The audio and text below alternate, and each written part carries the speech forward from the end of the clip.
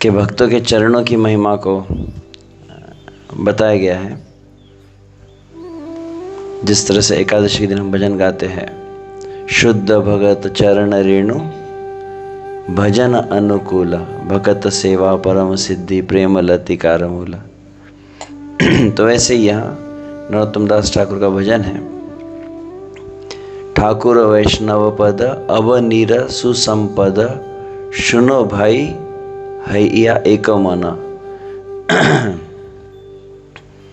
वैष्णव के जो चरण है, अवनीर, अवनीर मतलब ऑन द अर्थ, सुसंपद the greatest wealth on the earth are the lotus feet of the Vaishnavas. सुनो भाई हैया एक मन, मन को एकाग्र करके उसकी महिमा को सुनो। आश्रय लैया भजे तारे कृष्ण नाही त्यजे आर सबे मरे अकारण। उसको ये वायर को धक्का मार देना, अब उसके ऊपर बैठे ना।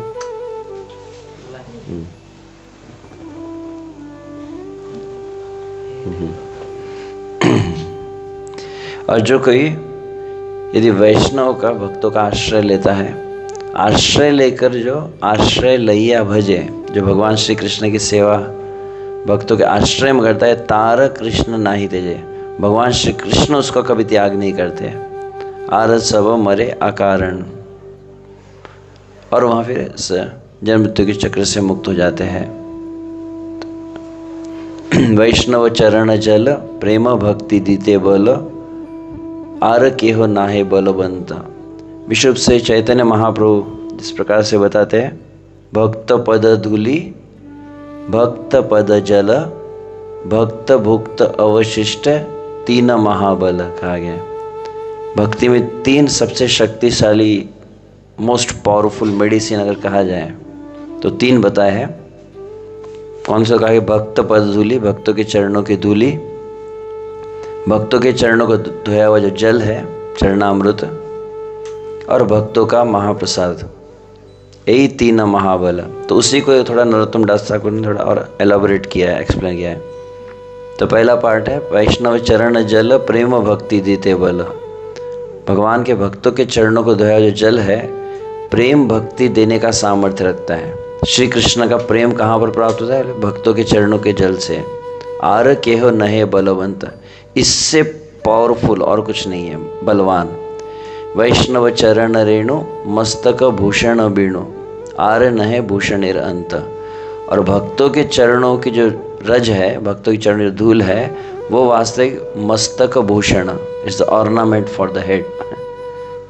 आर नाही भूषण, इससे बढ़कर कोई आभूषण, द ग्रेटेस्ट ऑर्नामेंट जो है हमारे लिए, वह भक्तों के चरणों की धूली है। तीर्थ जल पवित्र गुण लिखी आछे पुराणे से सब भक्तिर प्रवंचना। तो पुराणों में, शास्त्रों में बहुत लिखा है कि अलग तीर्थ है, गंगा जल है, यमुना है, महाकुंभ है, अलग तीर्थों। और वो तीर्थ क्या करते हैं? वो पवित्र करते हैं। से सब भक्तिर प्रवंचन, वास्तविक प्रवंचन मतलब इस धोखा है। भक्ति में केवल छल करने के लिए आपको एक तीर्थ में जाओ और तीर्थ में डुबकी लगाने से शुद्ध हो जाएंगे, नहीं। वैष्णवेर पादोदक सम नहे ऐसा, संपूर्ण ब्रह्मांड में जितने तीर्थ है वो सब तीर्थ जल को एक तरफ रखा जाए और भगवान के भक्तों के चरणों को धोया हुआ जो जल वो एक तरफ रखा जाए, तो वो बराबरी नहीं कर सकता है। क्योंकि वास्तविक जो आध्यात्मिक इच्छा है, द स्पिरिचुअल डिजायर जो है, वो पूर्णतः शुद्ध प्राप्त होती है, पूर्ण हो जाती है हमारी भक्तों के चरणों की धूलि से। वैष्णव संगीते मन आनंदित अनुक्षण सदा है कृष्ण प्रसंग। और भक्तों के संग में जब रहते हैं तो हर क्षण मन आनंदित हो। क्यों? क्योंकि भक्तों के संग से हमें श्री कृष्ण का संग, कृष्ण की भक्ति प्राप्त होती है। तो नरोत्तम दास ठाकुर कह रहे हैं, दीन नरोत्तम कांदे हिया धैर्य नाही बांधे मोर दशा के न हेलवम। Poor hearted Narottam Das breaks down and cries, how has this fallen condition come upon me? तो थोड़ा सा इसको चल गा लेंगे।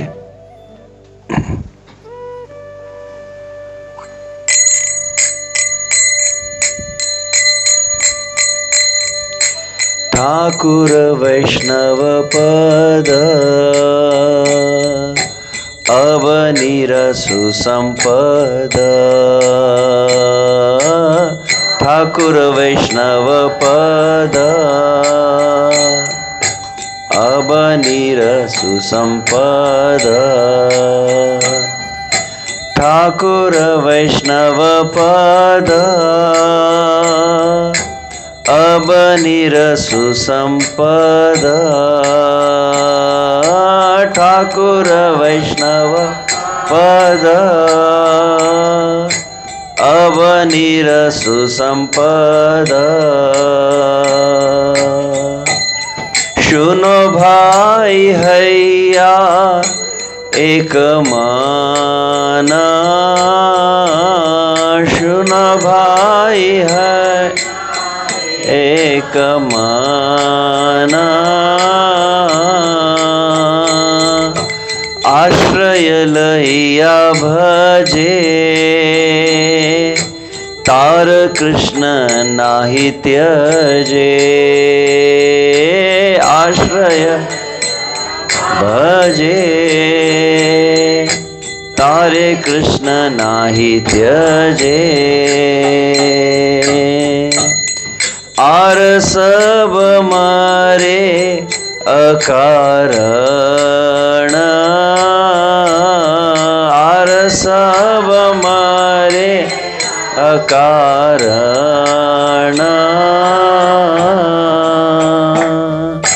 वैष्णव चरण जल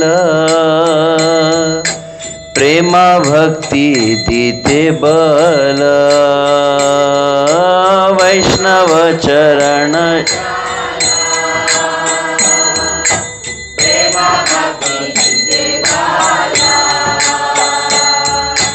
वैष्णव चरण जल प्रेमा भक्ति दीते बल वैष्णव चरण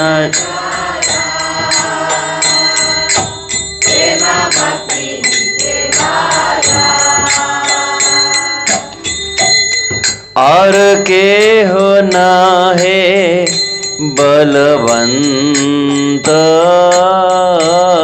आर के हो ना है बलवंत वैष्णव चरण रेणु मस्तके भूषण बीनु वैष्णव चरण रेणु मस्तके भूषण बीनु आर नाही भूषणेर अंत आर नाही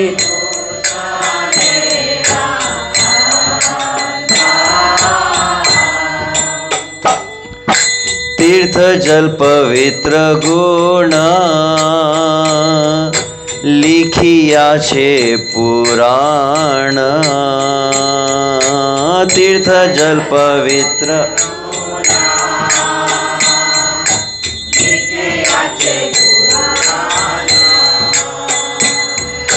से सब भक्तिर प्रवंचन से सब भक्तिर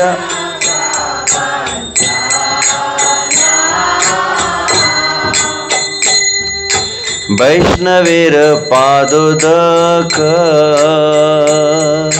समन है ए सब वैष्णवेर पादोदक समन है ए सब वैष्णवेर पादोदक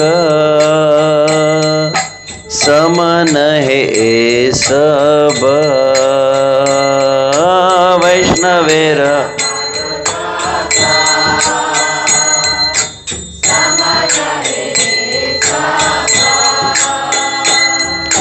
जाते हय वांछित पूरण जाते हय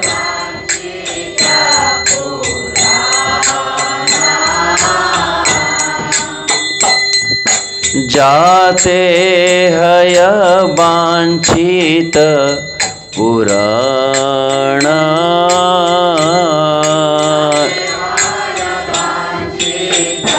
पुराण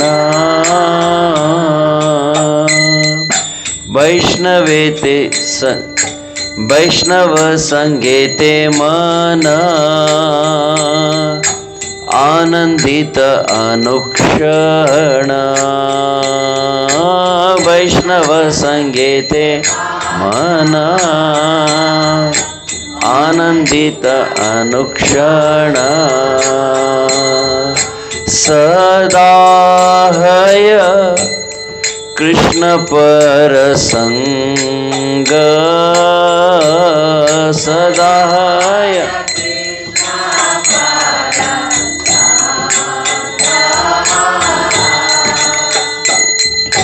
दीन नरोत्तम कांदे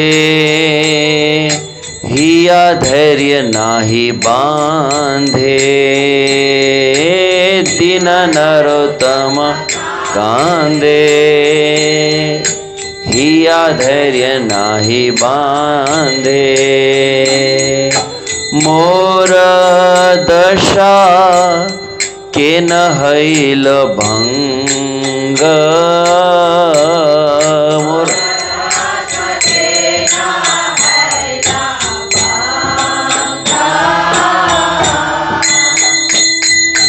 ठाकुर वैष्णव पद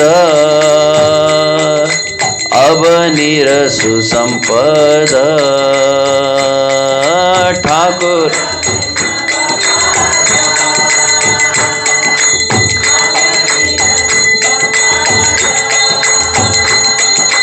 ठाकुर वैष्णव पद अवनीर सुसंपद ठाकुर वैष्णव पद अवनीर सुसंपद शोनो भाई हैया एक माना सुनो भाई हैया एक माना हरे Krishna Krishna Krishna Hare Hare Hare Ram Ram Ram Hare Hare Hare Krishna Krishna Krishna Hare Hare Hare Ram Ram Ram Hare Hare Hare Krishna Krishna Krishna Hare Hare Hare Ram Ram Ram Hare Hare Hare Krishna Krishna Krishna Hare Hare Hare Ram Ram Ram Hare Hare Hare Krishna Krishna Krishna Hare Hare Hare Ram Ram Ram Hare Hare Hare Krishna Krishna Krishna Hare Hare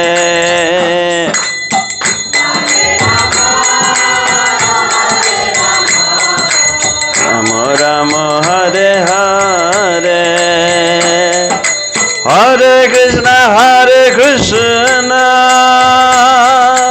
Krishna Krishna Hare Hare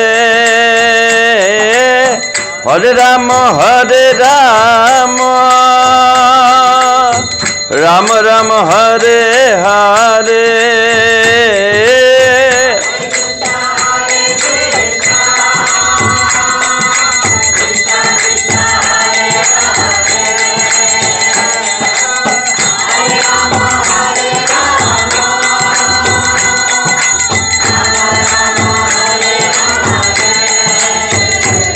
Hare Krishna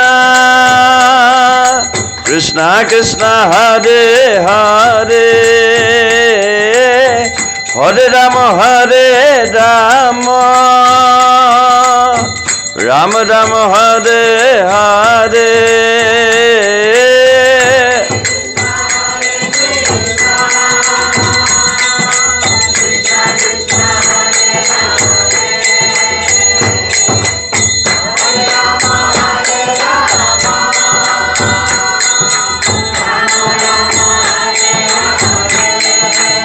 Jaya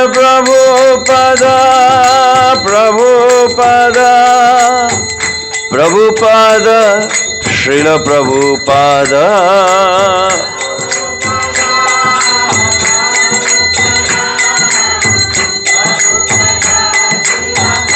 Jaya Jaya Gurudev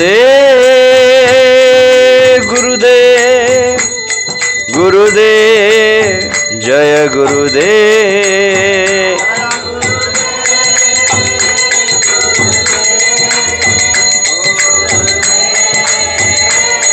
Nitai Gaur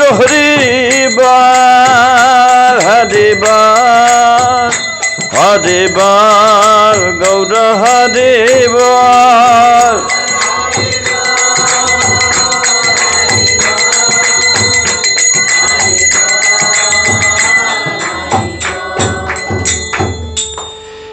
जय विष्णुपाद परमहंस परिव्राजकाचार्य अष्टोत्तर Shri Srimad his divine grace A C Bhaktivedanta स्वामी श्रीला प्रभुपाद की इस्कॉन बिपटी फाउंडर आचार्य पतित पावन श्रील प्रभुपाद की अनंत कोटि वैष्णव वृंद की श्री श्री कृष्ण बलराम की श्री श्री राधा गोलोकानंद की श्री श्री गौर निताय की जगत गुरु श्रील प्रभुपाद की ताय गौर प्रेमानंदे हरि हरि बोल। ओम अज्ञानतिमिरन्धस्य ज्ञानाञ्जनशलाकया चक्षुर्मिलितं येन तस्मै श्रीगुरुवे नमः।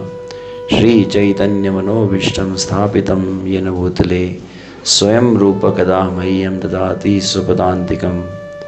वन्देऽहं श्रीगुरो श्रीयुतपदकमलं श्रीगुरुन् वैष्णवांश्च श्रीरूपं साग्रजातं सहगण रघुनाथान्वितं तं सजीवं साद्वैतं सावधूतं परिजनसहितं कृष्ण चैतन्य देवं श्री राधा कृष्ण पादान सहगण ललिता श्री विशाखान्वितांश्च नमो विष्णुपादाय कृष्ण प्रेष्ठाय भूतले श्रीमते भक्ति वेदांत स्वामिनिति नामिने।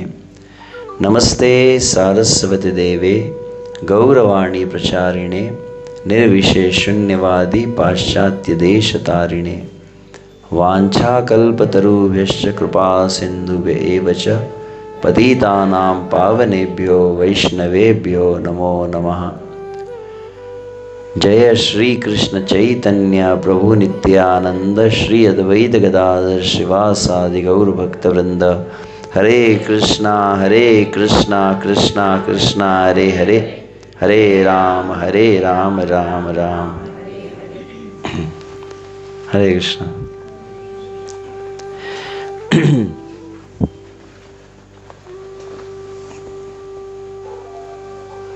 sorry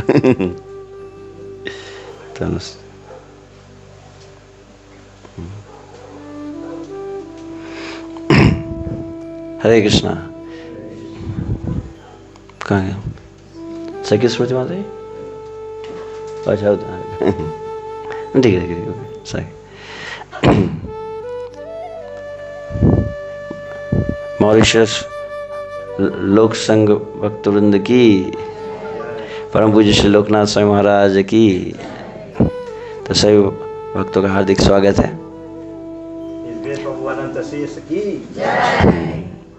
हरे कृष्णा।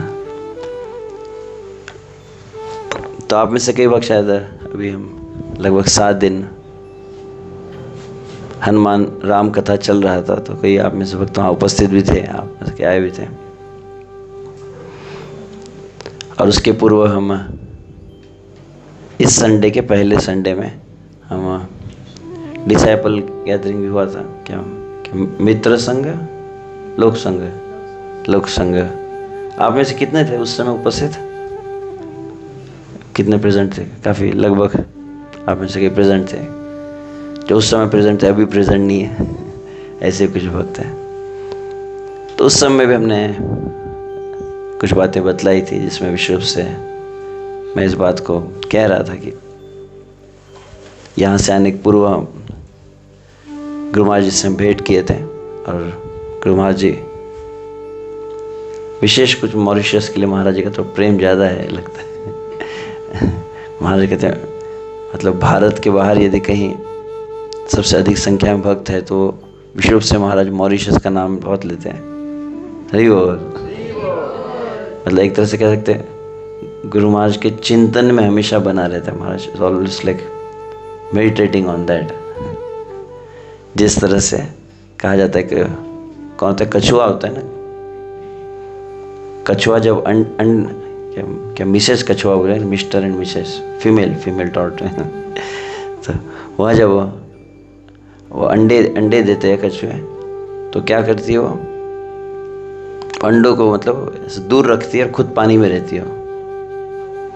और बतलाया था केवल चिंतन के द्वारा वो अपने अंडों का पोषण करती रहती है, उनका पालन पोषण करती है। तो वैसे ही हम देखते हैं कि महाराज जी हम सभी का स्मरण करते रहते हैं। तो पिछले सप्ताह भी, जब पिछले हफ्ते कुछ यहाँ से वक्त शुभ से मैंने सखीवृंद माता जी को एक लिंक भी शेयर की थी। ऑल ओवर इंडिया में महाराज जी विश्व से जितने महाराज जी के शिष्य हैं उनके लिए विशेष विचार करते रहते, कैसे उनकी भक्ति में प्रगति हो, कैसे वो अधिक से अधिक शुद्ध बने, कैसे अधिक से अधिक वो भगवान की भक्ति को प्राप्त करें। तो उसी के लिए महाराज एक ऐसी टीम है, महाराज ने जो एक टीम बनाई जिसको कहते हैं डिसाइपल केयर, लोक डिसाइपल केयर टीम है, जिसमें कई भक्त हैं। दीनानुगम माता जी है, पद्माली ब्रो, ऐसे कई भक्त हैं। और उसी के अंतर्गत और एक जो भाग है विश्व से, वह है ये जिसको अनुगत्य सिस्टम जो कहा गया है। तो ये जो पूरा कोर्स है लगभग 3, 4, 5, 6 सेशंस में चलता है ये। कई बार हम जो पंढरपुर में गए तो रिट्रीट जैसा होता है पूरा, जिसमें अलग what, why, how, when, what is this, what is the requirement, कई चीज़ें रहती है उसमें थोड़ा सा बस। क्योंकि तो मैं कह रहा था कि पिछले हफ्ते जब हम अटेंड कर रहे थे, जिसमें स्पेशली स्वयं गुरु महाराज हमको सेमिनार दिए थे अनुगत्य में, I think it was about spiritual strength, last Sunday था। और उसमें फिर महाराज, उसमें जब सखीवृंद माता जी को भी ऑनलाइन देखा, लगभग पूरे इंडिया से कई मेन जो इस्कॉन मतलब लीडर्स है, जितने सीनियर जो गृहस्थ भक्त है, वे सब मिलकर उसको अटेंड कर रहे थे। तो उसमें माता जी फिर उस समय खुद महाराज इस बात को कहे कि व्हाट अबाउट अनुगत्य इन मॉरिशस। तो शायद माता जी ने पूछा था, और फिर महाराज ने कहा था हाँ, Anant is there, he can do something, he can start, ऐसे कहते हैं। तो इसीलिए फिर इच्छा थी, ऐसे तो कथाएं चल ही रही थी, क्लास भी चल रही, आज भी ऐसे अन्य कार्यक्रम भी है, परंतु जस्ट इन ब्रीफ अभी हम केवल इस बार, वैसे मैं जब चर्चा कर रहा था यहाँ पर कुछ भक्तों से, मैंने कहा था कि इसको हम भविष्य में इसको ऑनलाइन एक पूरा ट्रेनिंग प्रोग्राम भी कर सकते हैं, परंतु फिजिकली सामने अभी सभी वक्त है। तो हमने कहा एटलीस्ट कुछ बातों को हम यहाँ पर चर्चा कर लेंगे इन ब्रीफ शॉर्ट में, क्योंकि समय यहाँ पर ध्यान में रखते हुए। तो अनुगत्य जिसका क्या, वैसे इस्कॉन में अलग अलग शब्दों के द्वारा भी इसको यूज़ किया जाता है। इस्कॉन में टर्म ऐसे इंडिया में ज़्यादा फेमस है, पता नहीं यहाँ पर, और वह काउंसलिंग सिस्टम कहा जाता है उसे, या उसको केयर टेकर सिस्टम भी कहते हैं। कुछ जगह पे मेंटर सिस्टम कहते हैं, कुछ जगह पर फैसिलिटेटर ये शब्द भी यूज़ किया जाता है। तो मेंटर है, फैसिलिटेटर है, केयर टेकर है, काउंसलर है, और उसी को महाराज के गुरु महाराज थोड़ा कुछ वैदिक शब्द देना था, इंग्लिश शब्द तो अनुगत्य शब्द गुरु महाराज दिए हैं। तो विशेष रूप से हम देखते हैं कि तो इसके कुछ जस्ट इंट्रोडक्शन कुछ हम पढ़ेंगे। श्रीमद् भागवत में स्कंद 6 कैंटो 6 चैप्टर 9 टेक्स्ट 43, अतएव स्वयं तद कल्पयास्माकं भगवतः परम गुरोस्तव चरण शत पलाश छाया विविध वृजिना संसार परिश्रमो पश्मनिम उपस्त्राणाम वयम यत् कामेनोपसादितः। तो इसमें से केवल श्रील प्रभुपाद ने जो मेन जो पॉइंट्स कहे थे, या जो श्लोक है उसमें से जहाँ तक मुझे समझ शायद भगवान को प्रार्थना की जा रही है, तो भगवान को प्रार्थना की उसमें कहा जाए कि हे भगवान, आपके चरण कमलों का हमने आश्रय लिया है। तो एक शब्द अनुगत्य होता है, दूसरा शब्द आश्रय भी होता है। कुछ स्थानों पर ऑल ओवर वर्ल्ड में परम पूज्य श्री जयपताका स्वामी महाराज जी के निर्देशन में भक्ति वृक्ष प्रोग्राम एक होता है। It's there in Mauritius also, middle east में है, कई जगह पे, अलग जगह पे है। तो भक्ति वृक्ष में दे हैव 5 लेवल्स। तो श्रद्धावान, कृष्ण साधक, कृष्ण सेवक, फिर गुरु पादाश्रय, फिर प्रभुपाद आश्रय। तो वहाँ पर भी वर्ड आता है आश्रय। तो यहाँ पर भी भागवत में कहा गया है, हे भगवान, हमने आपके चरण कमलों का आश्रय लिया है, जो क्या करते हैं, which provide shade that gives relief from all material disturbances. तो इस संसार के समस्त भौतिक ताप है, त्रिताप है, कम किया कुछ हरी हरी जो क्लेश है उससे शीतलता प्रदान करता है, छाया प्रदान, तो आश्रम में छाया प्रदान करना।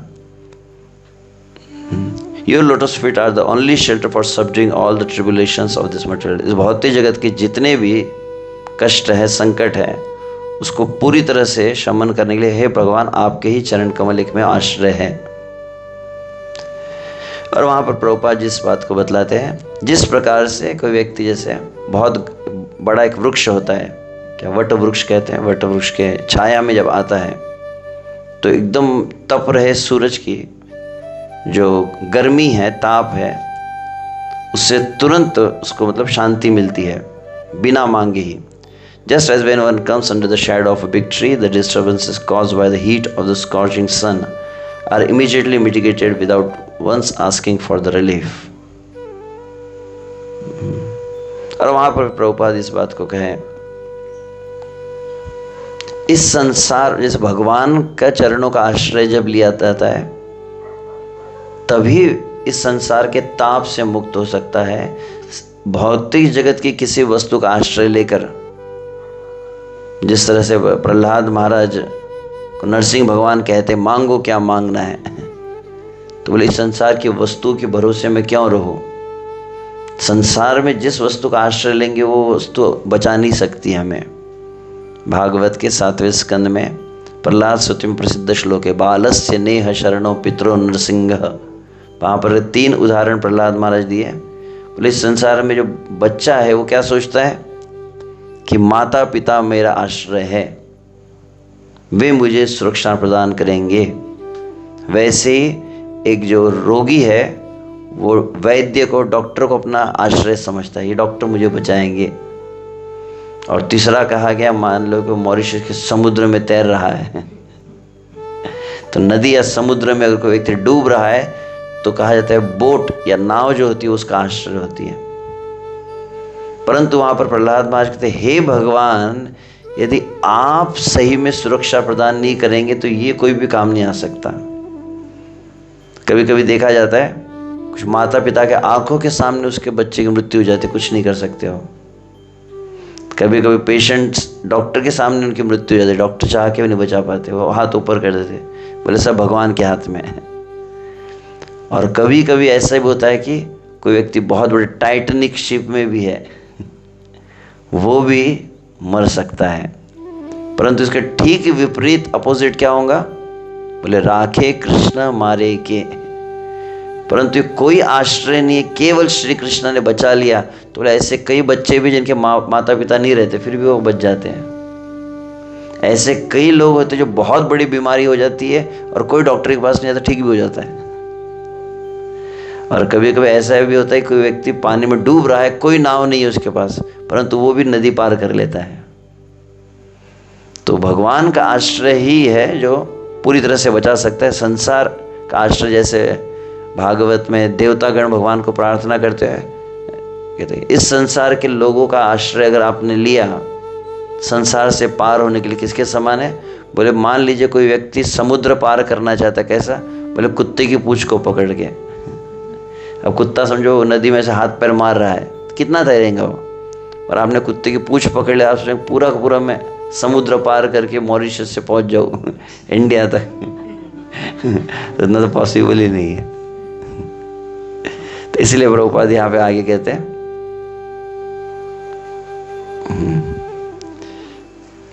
भागवत में प्रहलाद महाराज इस बात को कहे हैं, अपने पिताजी हिरण्यकशिपु से कहते हैं, तत्साधु मन्य सर्वर्य देहिनाम सदा समुद्विग्न ध्याम असद्ग्रहात् हित्वातम पातम गृहमंदकूपम वनम गतो यथाश्रयत। तो वहाँ पर भी एक शब्द आता है, प्रहलाद महाराज कहते हैं कि हे पिताजी, मेरा तो विचार है मॉरिशस के सब भक्तों ने क्या करना चाहिए, मॉरिशस छोड़ के वृंदावन जाना चाहिए। हरि बोल। तत्साधु मन्ये असुरवर्य देहिनाम, देहिनाम इस संसार में इसको मनुष्य शरीर प्राप्त हुआ है, साधु मन्ये, that is the best thing I feel, मैं मानता हूँ इससे बड़ी चीज नहीं है। किनके लिए, तो सदा समुद्विग्न ध्याम असद्ग्रहात् कहा गया है। तो असद्ग्रहात्, जो असत वस्तुओं का आश्रय जिन्होंने लिया है, संसार पर जो डिपेंड है, उनकी कैसी हालत होती है, बोले सदा समुद्विग्न। उद्विग्न समझते, उद्विग्न मतलब डिस्टर्ब, कोई तो डिस्टर्ब होता है तो उसको हिंदी में संस्कृत में उद्विग्न। तो सिर्फ उद्विग्न शब्द नहीं है, समुद्विग्न है। तो सम्यक मतलब पूरी तरह से डिस्टर्ब। परंतु सिर्फ समुद्विग्न शब्द भी नहीं है, सदा समुद्विग्न। इसको इंग्लिश में कैसे ट्रांसलेट करेंगे, बोले परमानेंटली सफिशिएंटली फ्रस्ट्रेटेड। तो सदा समुद्विग्न, तो परमानेंटली सफिशिएंटली, जो इस शरीर को और इस शरीर से जुड़े वस्तु का आश्रय लेता है वो कैसा है, तो बोले हमेशा डिस्टर्ब रहता है। तो वही बात यहाँ पर बताएगी प्रभुपाद जी, इस तात्पर्य कुछ बातें कहे थे। तो अंततः वहाँ पर प्रभुपाद कहे, therefore we have to take shelter of the eternal. इसीलिए आत्मा केवल नित्य वस्तु का आश्रय लेने से ही सुखी हो सकता है। जब तक असत वस्तु का आश्रय लेंगे, बहुत ही जगत का, हमको लगता है पूरे भक्त थोड़ी मदद करेंगे, संसार के लोग ज़्यादा मदद कर सकते हैं, परंतु संसार के एक कभी कभी हम सुनते हैं, क्या कहते हैं, भक्तों की गाली भी अच्छी है, संसार का प्रेम भी अच्छा नहीं है।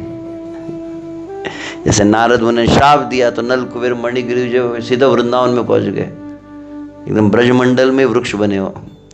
तो कभी भक्तों का शाप भी अच्छा रहता है। तो संसार के लोग प्रेम करेंगे तो बोले संसार में और बांध देंगे और जन्म मृत्यु चक्र लेना पड़ेंगे।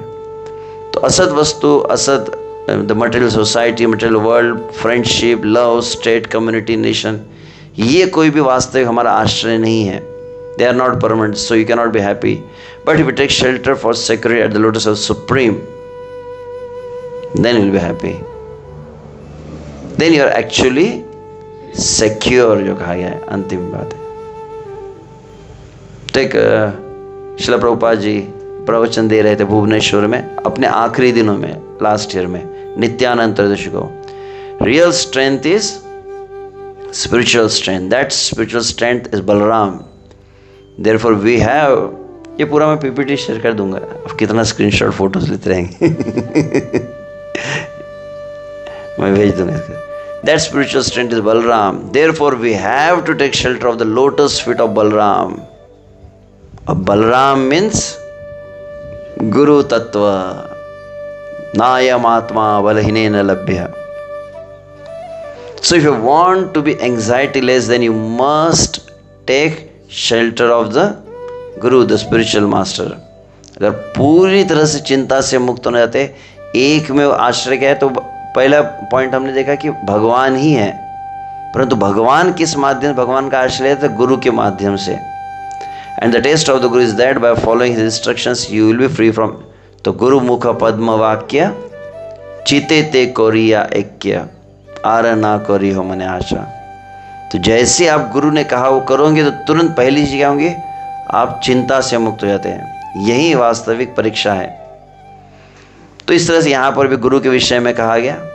अब हम प्रतिदिन भगवान श्री चैतन्य महाप्रभु के भी शिक्षाष्टक को पढ़ते हैं और पहले श्लोक में हम सुनते हैं चेतो दर्पण मार्जनम भव महादावाग निर्वापणम श्रेय कैरव चंद्रिका वितरणम विद्यावधु जीवनम आनंदाम्बुधिवर्धनम प्रतिपदम पूर्णामृत स्वादनम सर्वात्म स्नपनम परम विजयते श्री कृष्ण संकीर्तनम. तो वहां पर बहुत सुंदर शब्द आता है, परम विजयते श्री कृष्ण संकीर्तन. क्या मतलब है इसका? तो वहां पर एक शब्द आता है विजयते, कृष्ण संकीर्तन की विजय हो. तो विजय मतलब ऑल विक्ट्री जिसको कहता है. तो विजय मतलब क्या, तो इसका अर्थ भक्तिनाथ ठाकुर ने बताया है. तो एक अर्थ उसको मैं देख रहा था, माया शक्ति प्रसूत प्रापंचिके विश्वे कथम कृष्ण कीर्तनम विजयते. भौतिक जगत जो है, ये माया का भौतिक जगत है, प्रापंचिक जगत का प्रपंचमय जो जगत है, इसमें कौन सी विजय के विषय में कहा है? कृष्ण कीर्तन करने से कौन सी विजय? मतलब रेस में जीत जाएंगे कृष्ण कीर्तन करने से? कौन सी विजय है? कि कोई बहुत बड़ा पोजीशन मिल जाएंगी? कौन सी विजय है? कोई बहुत बड़ी यश प्राप्त होगा, हम कोई प्राइम मिनिस्टर बन जाएंगे? किस विजय के बारे में कहा जा रहा है? तो भक्तिनाथ ठाकुर यहाँ पर कहते हैं, जीवस्यापि तदेक देशत्वम तदाश्रय बहिश्चरत्वम तत् अज्ञानाभावात्. जीव जो है पूर्णतः भगवान पर आश्रित है और भगवान का अंश है. इसीलिए परंतु क्या हो गया, हम भगवान के आश्रय में हैं, भगवान के नित्य अंश है, भगवान पर पूरी तरह से निर्भर है. ये स्वाभाविक हमारी स्थिति है. दैट्स नेचुरल कॉन्स्टिट्यूशनल पोजीशन जिसको कहा जाए. जिस तरह से भक्तिनाथ ठाकुर का एक भजन है ना, एखोनो बुझिनो प्रभु तोमार चरण अशोक भयामृत पूर्ण सर्व खाना. एक भजन है जिसमें कहते हैं, हे भगवान एखोनो बुझिनो, नाउ आई हैव अंडरस्टूड, अब मैं समझ में आ गया कि भगवान श्री कृष्ण आपके जो चरण हैं वो इस संसार के शोक का, भय का नाश करने वाले और आनंद प्रदान करने वाले हैं. आगे कैसे, सकल छाड़िया तुवा चरण कमले पोड़ियाची आमी नाथ तव पद तले तव पाद पद्मनाथ राखी वो आमारे आर राख करता नाही ए भव संसारे. ये बहुत सुंदर भजन है. के लिए भजन को एक्सप्लेन करना तो उसके लिए 3 घंटे का क्लास चाहिए. तो सकल छाड़िया तुआ चरण कमले, हे भगवान श्री कृष्ण, सब कुछ अब संसार में जिसका भरोसा किया था सबको छोड़ के आपके चरणों में मैं आ गया हूँ. पोड़ी आछी आमी नाथ, मतलब अब भगवान मैं आपके चरणों में गिर रहा हूँ, पूरे आपके चरणों की शरण ली हूँ. पड़ी आची आमीनाथ तव पद तले, आपके चरणों के आश्रय में आ गया हूं। तव पाद पद्मनाथ राखी बो आमारे, और मुझे पूरा विश्वास है भगवान आप जो है पूरा मेरा रक्षण करेंगे। आर राख करता नाही ए भव संसारे, और आपको छोड़कर मेरे को बचाने वाला, मेरा रक्षण करने वाला कोई नहीं है। अगली लाइन क्या है? क्या है? Anyone remember? Just a minute. I'm missing one word.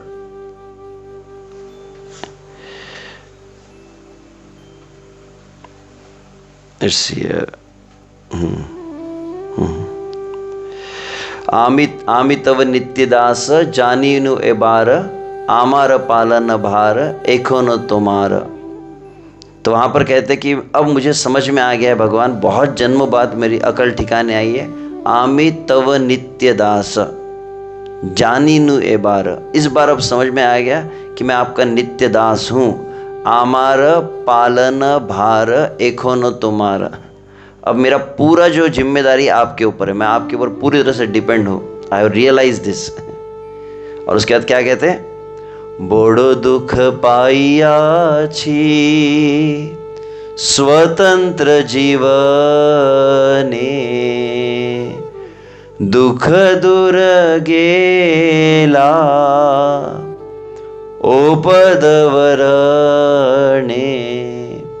तो ये शब्द के ऊपर ही मैं कह रहा था, ये पूरा भजन जो लिया। बड़ो दुख पाइया छी स्वतंत्र जन, भगवान श्री कृष्ण को भूलकर श्री कृष्ण स्वतंत्र होकर जितना हम कोशिश कर लें, अनुभव यही होगा। बड़ दुख पाइया छी स्वतंत्र, more you try to become independent, स्वतंत्र होना चाहेंगे आप। मैं अपने तरीके से करूंगा, मुझे किसी के गाइडेंस की जरूरत नहीं है। तो जितना ज्यादा इंडिपेंडेंट, बड़ो दुख पाइया छी स्वतंत्र जीवने, दुख दूर गेला ओ पदरणे। तो जब मैंने आपका आश्रय लिया तब दुख दूर हुए हैं। तो यहां पर कहते हैं क्योंकि हम भूल गए अपने स्वभाव को। जिस तरह से भक्तिनाथ ठाकुर का और एक कौन सा भजन है, राधा कृष्ण बोल बोल बोलो रे सबाई, उसमें भी क्या कहते हैं? जीव कृष्ण दास यही विश्वास कोरले तोआर दुख नाय। एकदम क्लियर शब्द है। श्रील प्रभुपाद के शब्दों में प्रभुपाद जी कहते कि यह जो विश्व से नरोत्तम दास ठाकुर के और श्रील भक्तिविनोद ठाकुर के जो भजन है, ये भजन अगर आप केवल आप पूरा अपना ट्रेनिंग प्रोग्राम कर सकते हैं सिर्फ वैष्णव भजन के द्वारा। पूरे वैदिक शास्त्र की जितनी शिक्षा है, पूरा सार जो है नरोत्तम दास ठाकुर के और भक्तिविनोद ठाकुर के भजनों में दिया गया है। तो उसमें भी वो भजन में कहे, जीव कृष्ण दास यही विश्वास कोरले तोआर दुख नाई। केवल ये चीज पर आप पूरी तरह से कन्विंस्ड हो गए कि हम भगवान के दास है। दास शब्द समझ में आता है? दास मतलब सर्वेंट, सेवक। तो आप कभी देखे, पता नहीं, यहां पर हमने सुना अफ्रीका में क्या होता था, पहले लोग क्या था, स्लेव्स कहते थे, सोल्ड आउट स्लेव्स, लोगों को बेचा जाता था तो गुलाम कहते, उसको गुलाम बन जाता था। और गुलाम का मतलब क्या होता है, उसको बिका हुआ गुलाम कहते हैं। संस्कृत में बिका हुआ गुलाम को कहते हैं कृतदास। कृत मतलब बेच दिया जिसको, ये खरीद लिया मैंने इसको। तो जो कृतदास मतलब बिका हुआ गुलाम होता है, उसका क्या लक्षण होता है? उसका सबसे पहला लक्षण है उसके जीवन में कोई स्वतंत्रता नहीं रहती।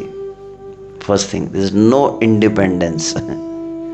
दूसरी चीज है वो अपने सुख के लिए अलग से विचार नहीं कर सकता। और तीसरी चीज है केवल और केवल मालिक के सुख के लिए काम करना पड़ता है उसको। ये तीन लक्षण होते हैं। तो there is no independence, he cannot think about his own personal happiness. And third thing is he works on his sole purpose of the existence is to give satisfaction to the master. तो क्या सही में हम दास बने क्या अभी?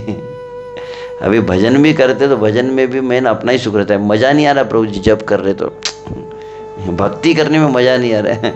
भक्ति हम अपने मजा के लिए नहीं कर रहे हैं, हरि गुरु वैष्णव की प्रसन्नता के लिए भजन किया जाता है। कृष्ण को, भक्तों को, गुरु को सुख मिलना चाहिए। तो कई बार भक्त लोग कहते हैं प्रभु जी लगता है आज भगवान को जो है बिरयानी खाने की इच्छा है, और भगवान जो है फिर पनीर खाना चाहते हैं। भगवान तो कुछ खाना नहीं चाहते, हमारे मन में रहता है, और ऊपर से भगवान का स्टिकर चिपका देते हम भगवान की इच्छा है। तो अभी कैसा, अभी हमारी भक्ति है, परंतु अभी अधिकतर भक्ति कैसी होती है, स्व सुख केंद्रित भक्ति, जैसे सेल्फ हैप्पीनेस सेंटर्ड होती है। जब क्यों करना, मुझे अच्छा लगेगा तो, हम प्रसाद क्यों लेंगे, अच्छा लगेगा तो लेंगे, हम अपने अच्छे की विचार करते हैं। तो देखा जाए तो इसको विशुद्ध भक्ति कहा नहीं गया है। भगवान श्री कृष्ण श्रीमद् भागवत के 11वें स्कंद में उद्धव को उपदेश दिए है, और वहाँ पर 3 गुणों की भक्ति का वर्णन किया गया है। आध्यात्मिकी तु सात्विकी, कर्म फलेस्तु राजसी, नहीं, अधर्मी तु तामसी, कर्म फले तु राजसी, आध्यात्मिक तु सात्विकी, मत सेवाया त निर्गुणा, तमोगुण भक्ति, रजोगुण भक्ति, सतोगुण भक्ति, शुद्ध सत्व भक्ति। ये भगवान नहीं बोला है, बोलेंगे प्रभु जी भक्ति तो शुद्ध ही होती है क्या है? ये भी नया कुछ सिखा रहे हैं आप तो।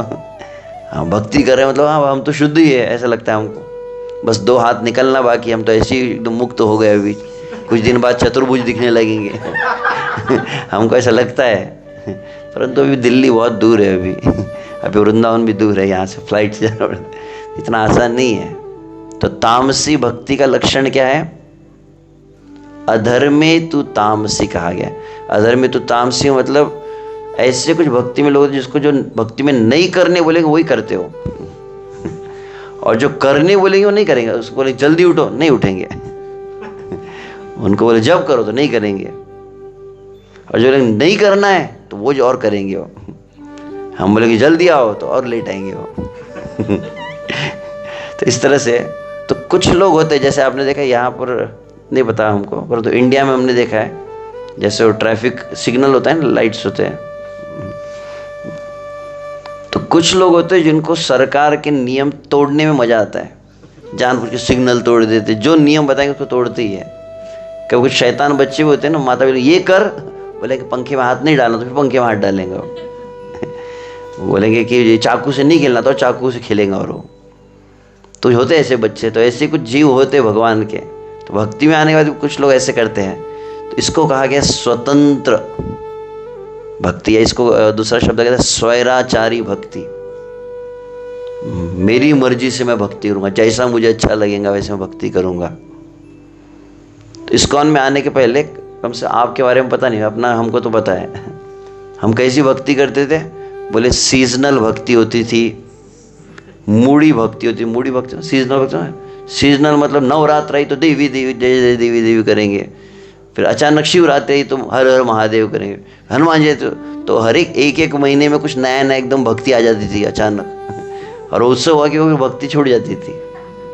और दूसरी मूडी भक्ति भी रहती है, मूडी मतलब मूड के हिसाब से, मूड आएगा तो बहुत भक्ति करेंगे, एकदम लेके बैठ जाएंगे, एकदम ऐसी माला ऐसे दिखेंगे कि बाप रे तो संसार का कोई इच्छा ही नहीं रही, और फिर 2 दिन तक सोते रहेगा वो एसी लगा के तो ऐसी एकदम मतलब इसको विम्सिकल भक्ति कहते हैं, whimsical according to one's own whims कहा जाता है।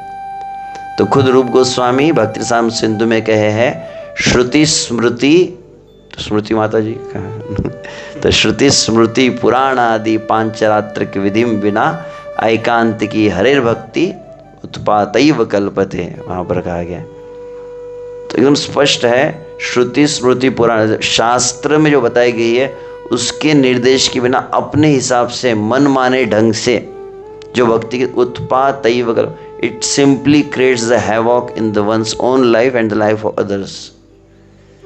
बस डिस्टर्बेंस ही। तो वो भक्ति जो है जिसको भगवान श्री कृष्ण गीता में कहे सुसुखम कर तुम अव्ययम प्रत्यक्षावगमम धर्मम सुसुखम कर तुम। भक्ति कैसी है, भक्ति हमको और अन्यों को सुख देने वाली है, और सुख भी कैसा होना चाहिए, तो आनंदाम बुद्धि वर्धनम प्रतिपदम पूर्णामृता।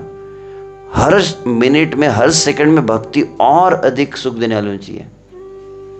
परंतु हमारा कैसे, मैं अपनी बात बता रहा हूँ, आपके लिए नहीं, हमारा कैसे हो जाता है कभी कभी शुरुआत में आते थे बोलते chant Hare Krishna and be happy, तो एडवर्टाइजमेंट देख के आ गई इस्कॉन में दीदी माला, और जैसे ही माला करने धीरे धीरे क्या होता है, बोले जितना हरे कृष्णा करें धीरे धीरे और वो मोरोज होने लगता है, हरे कृष्ण ऐसा लगता है कि कोई सजा दे दी है, जिसको क्या कहा जाता है, भक्त ठाकुर थे श्री विग्रह बनो गलाग्रह, भजन जीवन में वजन बन जाता है। भजन वजन नहीं बनना चाहिए, इट बिकम्स अ बर्डन। अब दीक्षा ले ली तो करनी पड़ती, वाला हरे कृष्ण जबरदस्ती खींचे जा रहे हैं, तो ऐसी भक्ति नहीं हो। भक्ति कैसे ना, भक्ति एकदम आनंद वाली है, और प्रत्येक क्षण में, तो यहाँ पर मॉरिशस के भक्त तो एकदम आनंद में, आप सब शुद्ध भक्ति करते हैं, आप किसी को अपराध नहीं होते होंगे, मैं अपनी बात अनुभव बता रहा हूँ। तो मैं ये यहाँ पर हम जो देख रहे हैं, तो जीव का जो स्वभाव क्या है, जीव भगवान श्री कृष्ण नित्यदास, उसको भूल कर बहिश्चरत्व मतलब बहिर्मुख जब हो जाता है, कृष्ण भूल गया, तो फिर संसार में कष्ट भोगता है। तब आगे छाया रश्मिवत माया भी भाव्यत्वाच्च व्यपदिश्यते, जिस तरह से सूर्य की किरणें क्या होता है, कभी कभी छाया आ जाती है ना, तो किरणें ढक जाती है। तो प्रश्न है कि एकदम ऐसा कुछ बादल आ गया, तो बादल से सूर्य ढका है कि हमारी दृष्टि ढकी है, क्योंकि सूर्य तो बहुत बड़ा है, छोटा सा बादल इतने बड़े सूर्य को ढक नहीं सकता है। हमारी जो दृष्टि का एंगल है, विजन है, रेंज कह सकते हैं ना, उसमें बादल आ गया, इसलिए हमको सूरज दिख नहीं रहा, तो बोलेंगे सूरज ढक गया है। सूरज नहीं ढका है, हमारी दृष्टि ढकी हुई है। तो वैसे ही माया रूपी बादल जब आ जाता है, तो क्या होता है, हम फिर इस संसार में कष्ट और क्लेश को प्राप्त करने लगते हैं। तत्शक्तिच्व तैव तदीय लीलोपकरणत्वात्, परंतु हम आध्यात्मिक शक्ति है भगवान की नित्य, भगवान भी आध्यात्मिक, हम भी जीव आध्यात्मिक है, जो केवल और केवल किस लिए है, भगवान श्री कृष्ण की लीला में भगवान श्री कृष्ण को सुख देने के लिए हम बने हैं।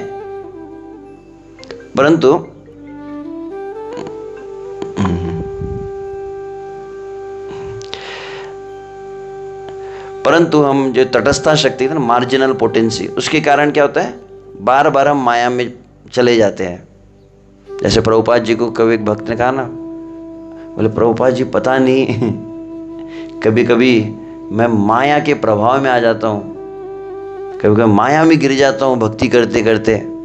तो प्रभुपाद जी ने कहा, तुम कभी कभी तो भक्ति में आते हो, हमेशा तो माया में रहते हो। ऐसा नहीं कि कभी कभी माया में गिरते हैं, मैक्सिमम माया में रहते, कभी कभी थोड़ी सी भक्ति आती है वहाँ पर।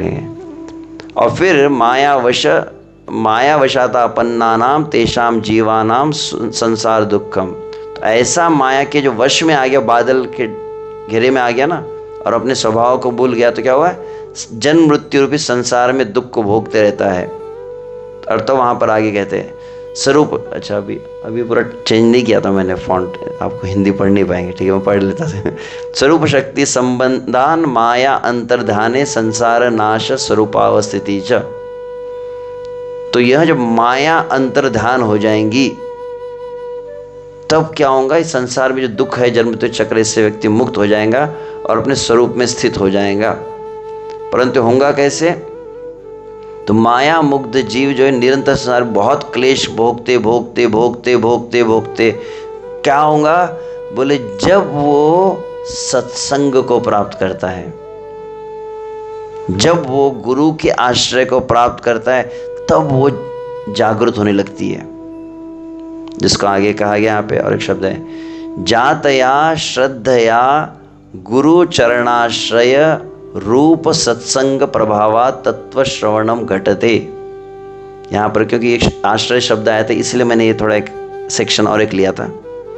तो जब गुरु चरण आश्रय रूप सत्संग, एकदम क्लियर है, आश्रय शब्द को क्लियरली समझने। आश्रय मतलब when U becomes fully dependent, जैसे एक बच्चा माँ के आश्रय में रहता है, माँ न बोले तो बच्चा कुछ कर नहीं सकता है।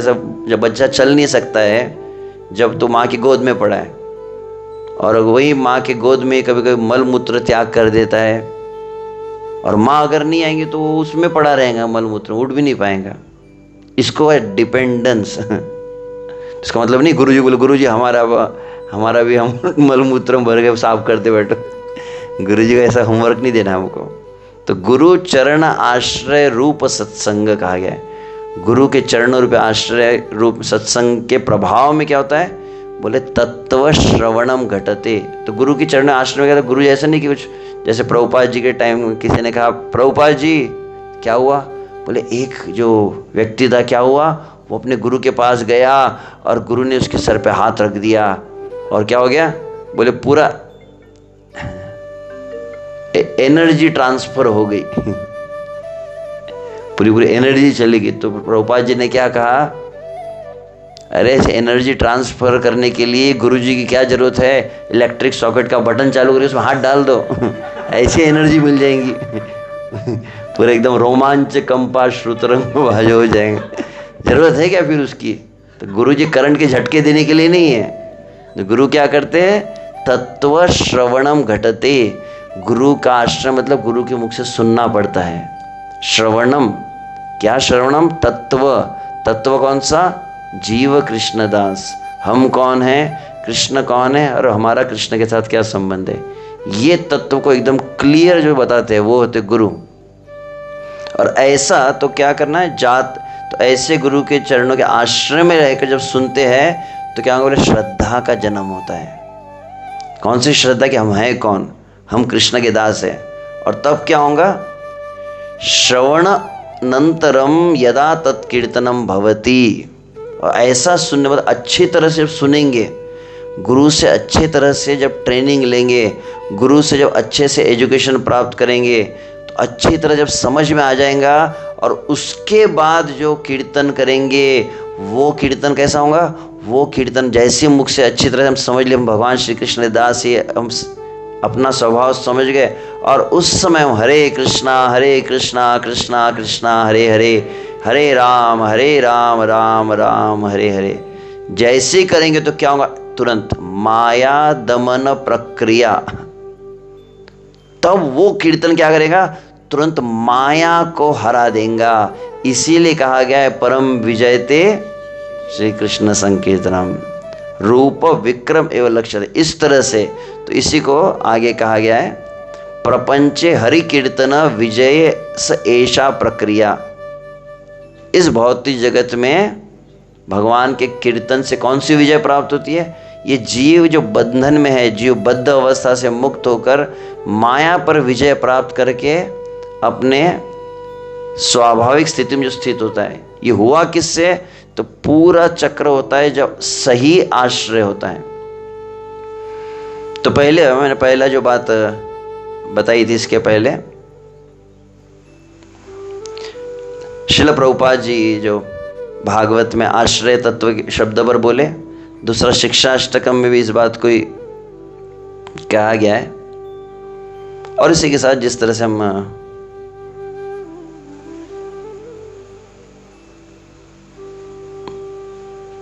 गुरु महाराज जी के मुख से इस शब्द को सुनते हैं ना, ए निवेदन धर सखीर अनुगत कर, सेवा अधिकार दिए करो निज दासी, तुलसी कृष्ण प्रेयसी नमो नमः। तो इस आरती से ही गुरु महाराज ने शब्दों को लिया है। विश्व से ब्रजमंडल परिक्रमा करते हैं, द्वादश वन की परिक्रमा, 1 महीने की परिक्रमा होती है। उसमें आप आखिरी में कहाँ पर आते हैं, बोले एक स्थान है तो जिसका नाम है बेलवन। बेलवन पता है आप में से कितने ब्रजमंडल परिक्रमा कौन भक्त किए, कुछ भक्त किए हुए। तो आप जाते हैं बेलवन कहा जाता है, उसको श्रीवन कहा जाता है। बेलवन कौन सा स्थान है, जहाँ पे लक्ष्मी जी का बहुत सुंदर विग्रह है, जहाँ पर लक्ष्मी जी बैठकर तपस्या कर रही है। यो वांछया श्री ललना चरण तपः। नाग पत्नियाँ, कालिया की पत्नियाँ जब भगवान को प्रार्थना कर रही थी, हुए थे, हे भगवान पता नहीं हमारे पति देव ने कौन सी ऐसी भक्ति की है, कौन सा संडे प्रोग्राम अटेंड किया था, कौन सी भक्तों की सेवा की, कौन सा ऐसा पुण्य किया कि चरण स्पर्शाधिकार। भगवान आपके चरण डायरेक्ट जो है कालिया के सर पे रखे। भगवान ने ऐसे चरण तो ब्रह्मा जी के सर पे भी नहीं रखे, इंद्र के सर पे नहीं रखे, शिव जी के सर पे नहीं रखे, यहाँ तक कि लक्ष्मी जी के सर पर भी नहीं रखे। लक्ष्मी जी को भी कृष्ण के चरण कमलों का स्पर्श प्राप्त नहीं हुआ। इसीलिए नागपत्नी ने शब्द क्या कहा, यो वांछया, जिसकी इच्छा करते हुए श्री ललना चरण तपह। लक्ष्मी जी बहुत दीर्घकाल से तपस्या कर रही है। और इसी शब्द के ऊपर भगवान श्री कृष्ण चैतन्य महाप्रभु जो दक्षिण भारत में गए, कौन थे, वेंकट भट्ट थे रंगनाथ में, उनके साथ चर्चा कर रहे थे। बोले कि लक्ष्मी जी, कृष्ण श्रेष्ठ है कि नारायण श्रेष्ठ है? तो बोले नारायण श्रेष्ठ है। तो बोले नारायण श्रेष्ठ है तो लक्ष्मी जी नारायण को छोड़ के कृष्ण के लिए तपस्या क्यों कर रही है वृंदावन में? कृष्ण से श्रेष्ठ नारायण है तो नारायण के चरणों की सेवा तो करती रहती है। नारायण के चरणों की सेवा कर रही तो लक्ष्मी तपस्या क्यों कर रही है? तो वेंकट भट्ट चकरा गए, बोले ऐसे कैसे हो सकता है? बोले देख लो, फिर शास्त्र का प्रमाण बताया कि देखो लक्ष्मी जी तपस्या कर रही है। कहाँ दिया है? भागवत में दिया है, नागपत्नियाँ कह रही है। तो लक्ष्मी तपस्या क्यों कर रही है? कि कृष्ण के चरणों का आश्रय नहीं मिला। और क्यों नहीं मिला? तो वहाँ पर विश्व से कई बार जब वहाँ कथा होती है, कई सन्यासी, परम पूज्य राधा रमन स्वामी महाराज, एक बार मुझे याद, जब परिक्रमा कर रहा था, परम पूज्य भक्ति पुरुषोत्तम स्वामी महाराज आए थे और गुरु महाराज भी वहाँ पर इस कथा को बहुत बोलते हैं। मानसरोवर में जब जाते तब उस समय राधा रमन महाराज उस कथा को बताते हैं कि भगवान की रास लीला में किसको प्रवेश मिलता है। तो वहाँ पर बतलाया जाता है, चैतन्य महाप्रभु वेंकट भट्ट से कहे कि लक्ष्मी जी को कभी कृष्ण की रास लीला में प्रवेश नहीं मिला। क्यों? बोले लक्ष्मी जी का क्या प्रॉब्लम था? तो पहली चीज, लक्ष्मी जी जो है वो गोपी ड्रेस पहनने को तैयार नहीं थी। मतलब ऐश्वर्य रूप का त्याग नहीं कर सकती थी। और दूसरी बात वहां पर बतलाया जाता है, लक्ष्मी जी गोपियों का अनुगत्य। तो गोपी भाव मतलब शुभ से, तो गोपियों का भाव को ग्रहण करना और गोपियों का अनुगत्य ग्रहण करना, servant of the servant of the servant, ये बनने को तैयार नहीं थी लक्ष्मी तो ऐश्वर्य। इसलिए कृष्ण की लीला में प्रवेश नहीं मिला। तो इसीलिए यहाँ पर जो मैं तीनों बातें कही, एक तो पहला मैंने भागवत से कहा, दूसरा तो इसीलिए आध्यात्मिक जीवन में हमें आश्रय जो प्रदान करना चाहिए, तो प्रमुख रूप से ऐसे आश्रय तो देखा जाए तो वे होते गुरु जो हमको दीक्षा आदि प्रदान करते हैं। तो सबसे प्रथम जो गुरु बताए गए वो दीक्षा गुरु होते हैं। दिव्यम ज्ञानम यतो दद्यात् कुर्यात् पापक्ष संशयम तस्मा दीक्षेति सा प्रोक्ता देश के इस तत्व को विधि। तो दीक्षा शब्द है ना, दीक्षा शब्द में दो अक्षर है, दी और श कहा जाता है। तो दी मतलब दिव्यम ज्ञानम, दिव्य ज्ञान मतलब हमारा भगवान श्री कृष्ण के साथ क्या संबंध है, हम कौन है, ये ज्ञान जो प्रदान करते। गुरु का पहला काम क्या है? गुरु ज्ञान प्रदान करता है। और फिर ज्ञान प्रदान करके जब हम भक्ति में लगाता है तो हमको नियम बताता है, 4 रेगुलेटिव प्रिंसिपल। तो कुर्यात पाप से संशयम, तो दिव्य ज्ञान प्रदान करता है और हमारे पाप को हरण कर लेता है, हमको पाप में जीवन से मुक्त करता है। तो यह जो प्रोसेस है उसी को कहा गया है दीक्षा। दो शब्द है ना, तो श के दोनों अर्थ है यहाँ पर जो देखे। पहला अर्थ ये है कि दिव्य ज्ञान शपयति, दिव्य ज्ञान प्रदान करके जो आपके पाप का नाश करते हैं उसको दीक्षा कहा गया है।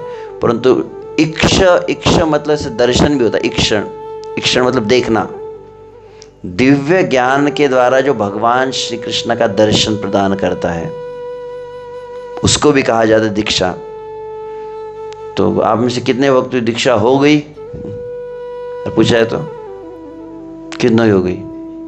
कई वक्तों की हो गई ना दीक्षा। तो हो गई क्या दीक्षा?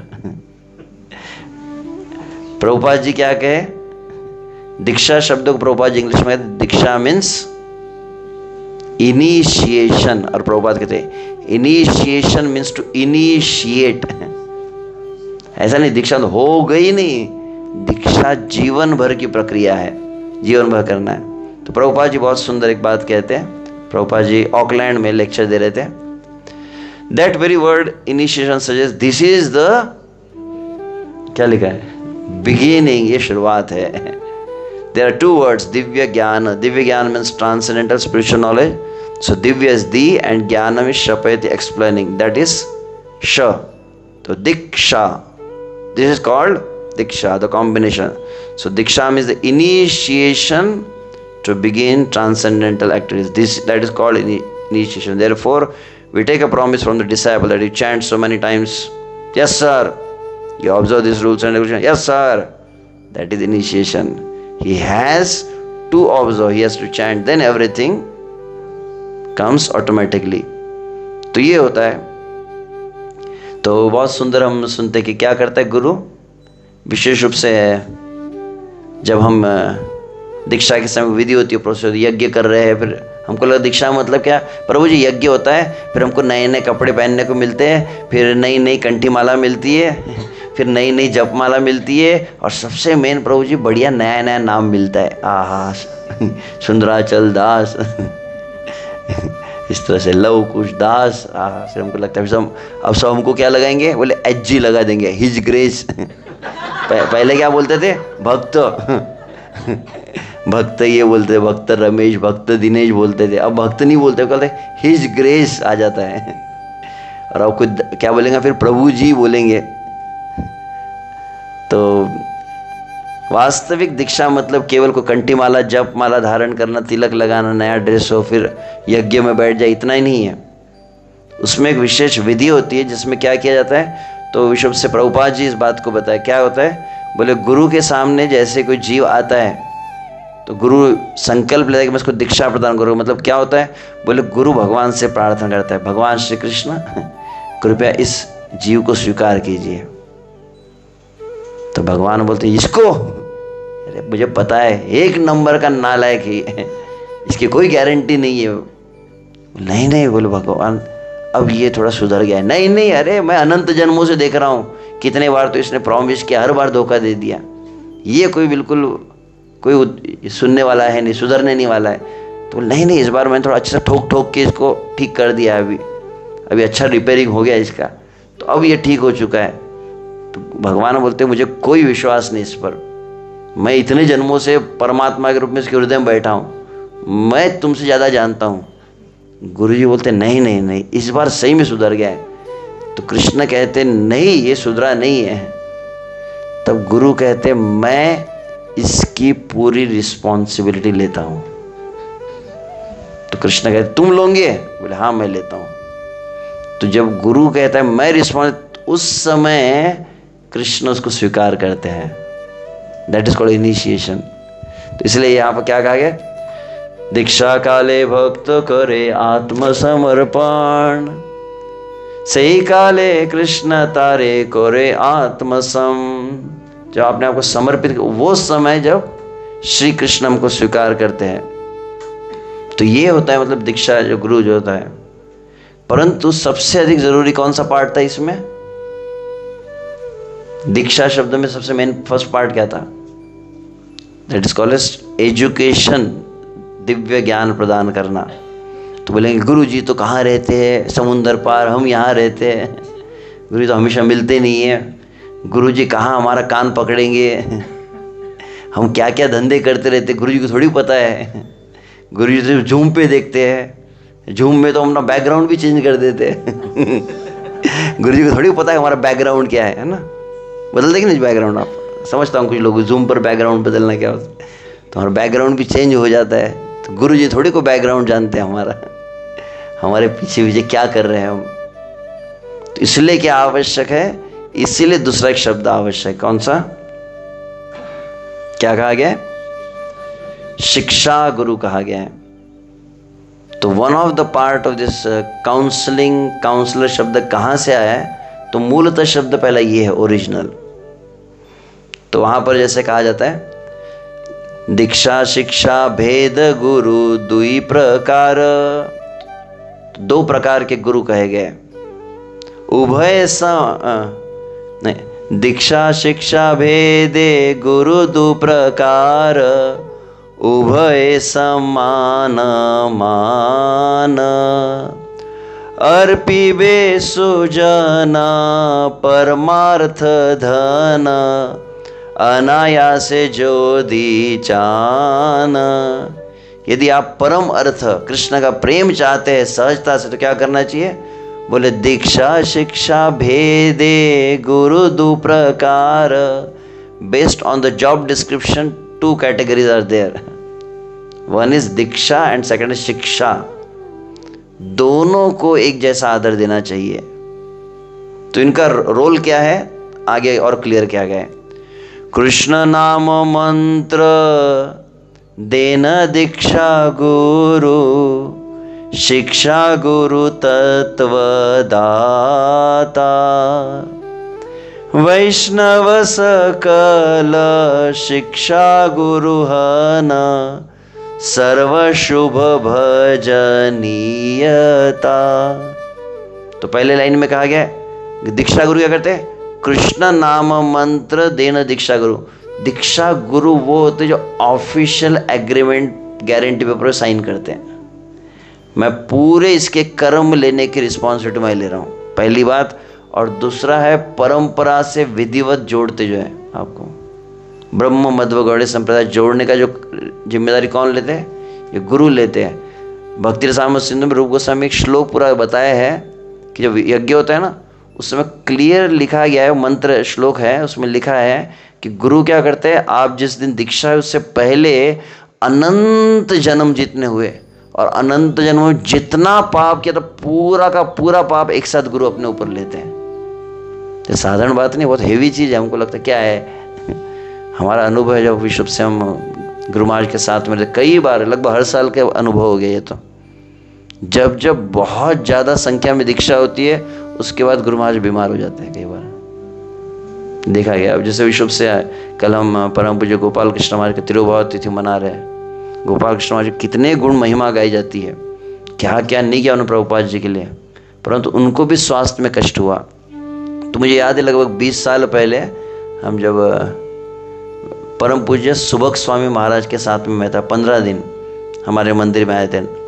नागपुर में खामला एक मंदिर था, आप लोग जानते हैं। तो वहाँ पर 15 दिन महाराज जी साथ में रहते हैं। तो महाराज की मैं सेवा करने जाता था ना, महाराज सेवा लेते नहीं थे।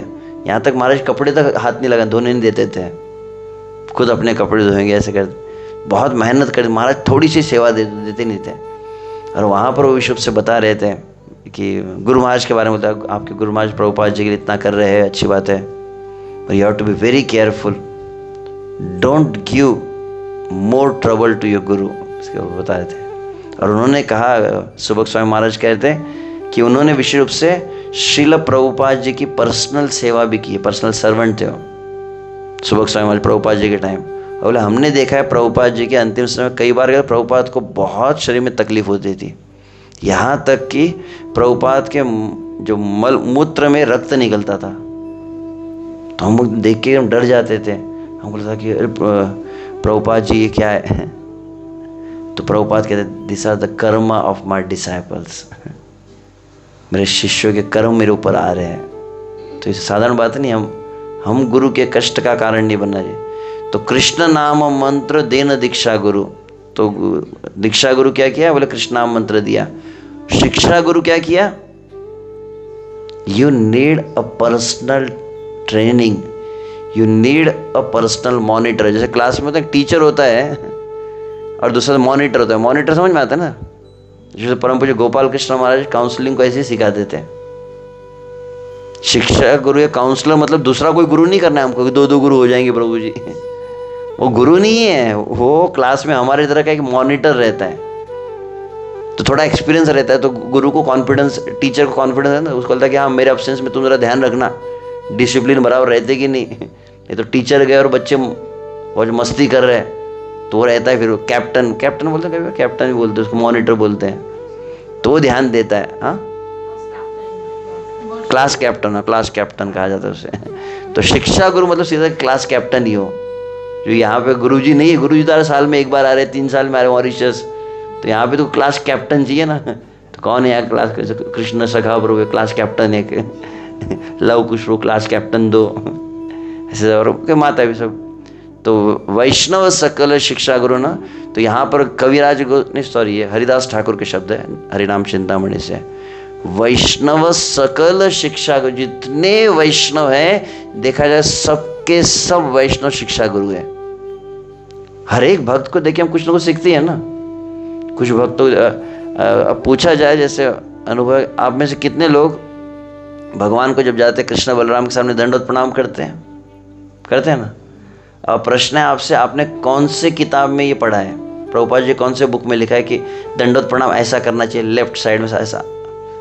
इस्कॉन के पहले तो हम सीधा दंडवत करते थे, कोई शिव जी के गणेश जी कैसे सीधा ऐसा प्रणाम करते थे ना। इस्कॉन में आके नया प्रणाम सीखा हमने, ऐसा है ना, लेफ्ट साइड में भगवान को रख के। ये कौन से बुक में दिया है, कौन से बुक पढ़ा आपने? नेक्टर ऑफ डिवोशन में ऐसा लिखा है कहीं? नहीं, उसमें लिखा है, उसमें ऐसा प्रणाम करना है, एक उसमें लिखा है, मगर एग्जैक्टली जो अब मेरा प्रश्न जो है शास्त्र प्रमाण, वो कृष्ण कॉन्शियसनेस बिगिनर, ये प्रभुपाद जी का नहीं, भक्ति विकास महाराज जी का बुक है, उन्होंने बताई है। अब प्रश्न है भक्ति विकास महाराज जी ने कहाँ से लिखा, हो उसका कोई सोर्स है क्या? जो मैं बताना चाहता हूँ, मेन जो बात बताना चाहता हूँ ये है, हमने दंडवत प्रणाम करना कैसा सीखा, हमने भक्तों को देख के सीखे हम। सिंपल चीज़ है ना, सब मंदिरों को ऐसे प्रणाम ऐसे करते, बोले ये इस्कॉन में ऐसे प्रणाम, हाँ ठीक है हम भी ऐसे प्रणाम करेंगे। फिर माला कैसे करना, दूसरे ने बताया ऐसी माला पकड़ो, ऐसी उंगली, ये उंगली नहीं टच करना। अब ये उंगली टच नहीं करना कौन सा श्लोक है बताओ, कहाँ पढ़ा आपने ये? भक्त लोग जब करते ऐसे बोले हाँ ठीक है ऐसे, जैसे मुझे नारायण प्रभु जी ने सिखाया ऐसी माला पकड़ो। प्रभु जी ने माला पकड़ना मुझे सिखाया था, जब मैं पहली बार आया ना, मेरे हाथ में माला दी थी, तो प्रभु जी ने सिखाया, सीख गया। फिर कोई वहाँ पे भक्त थे हमारे, कौन गौर प्रभु थे, ऐसा तिलक लगाना, ऐसा ऐसा तिलक लगा, वो कोई पढ़ा नहीं था, मैंने देखा भक्तों को, भक्त भी लगा रहे, मैं भी लगा लिया। फिर हमारे एक भक्त थे वहाँ पे, कौन, कृष्ण चैतन्य रूप, वो मुझे धोती कैसे पहनना, ऐसी धोती पहनो। तो जैसे भक्त ने वो कोई बुक में पढ़ा क्या धोती कैसे पहनना, कोई बुक में लिखा है कृष्ण का क्या लिखा है धोती कैसे पहनना है? अब यूट्यूब पर वीडियो बहुत बनते हैं धोती पहनने वाले, पहले को बुक में पढ़ा था। तो ये सब कहाँ से सीखे, तो भक्तों से सीखे। तो सबसे ज़्यादा भक्ति कैसे सीखी जाती है, बोले आप जब भक्तों के बीच में रहते हैं, भक्तों से ही सबसे ज़्यादा सीखा जाता है।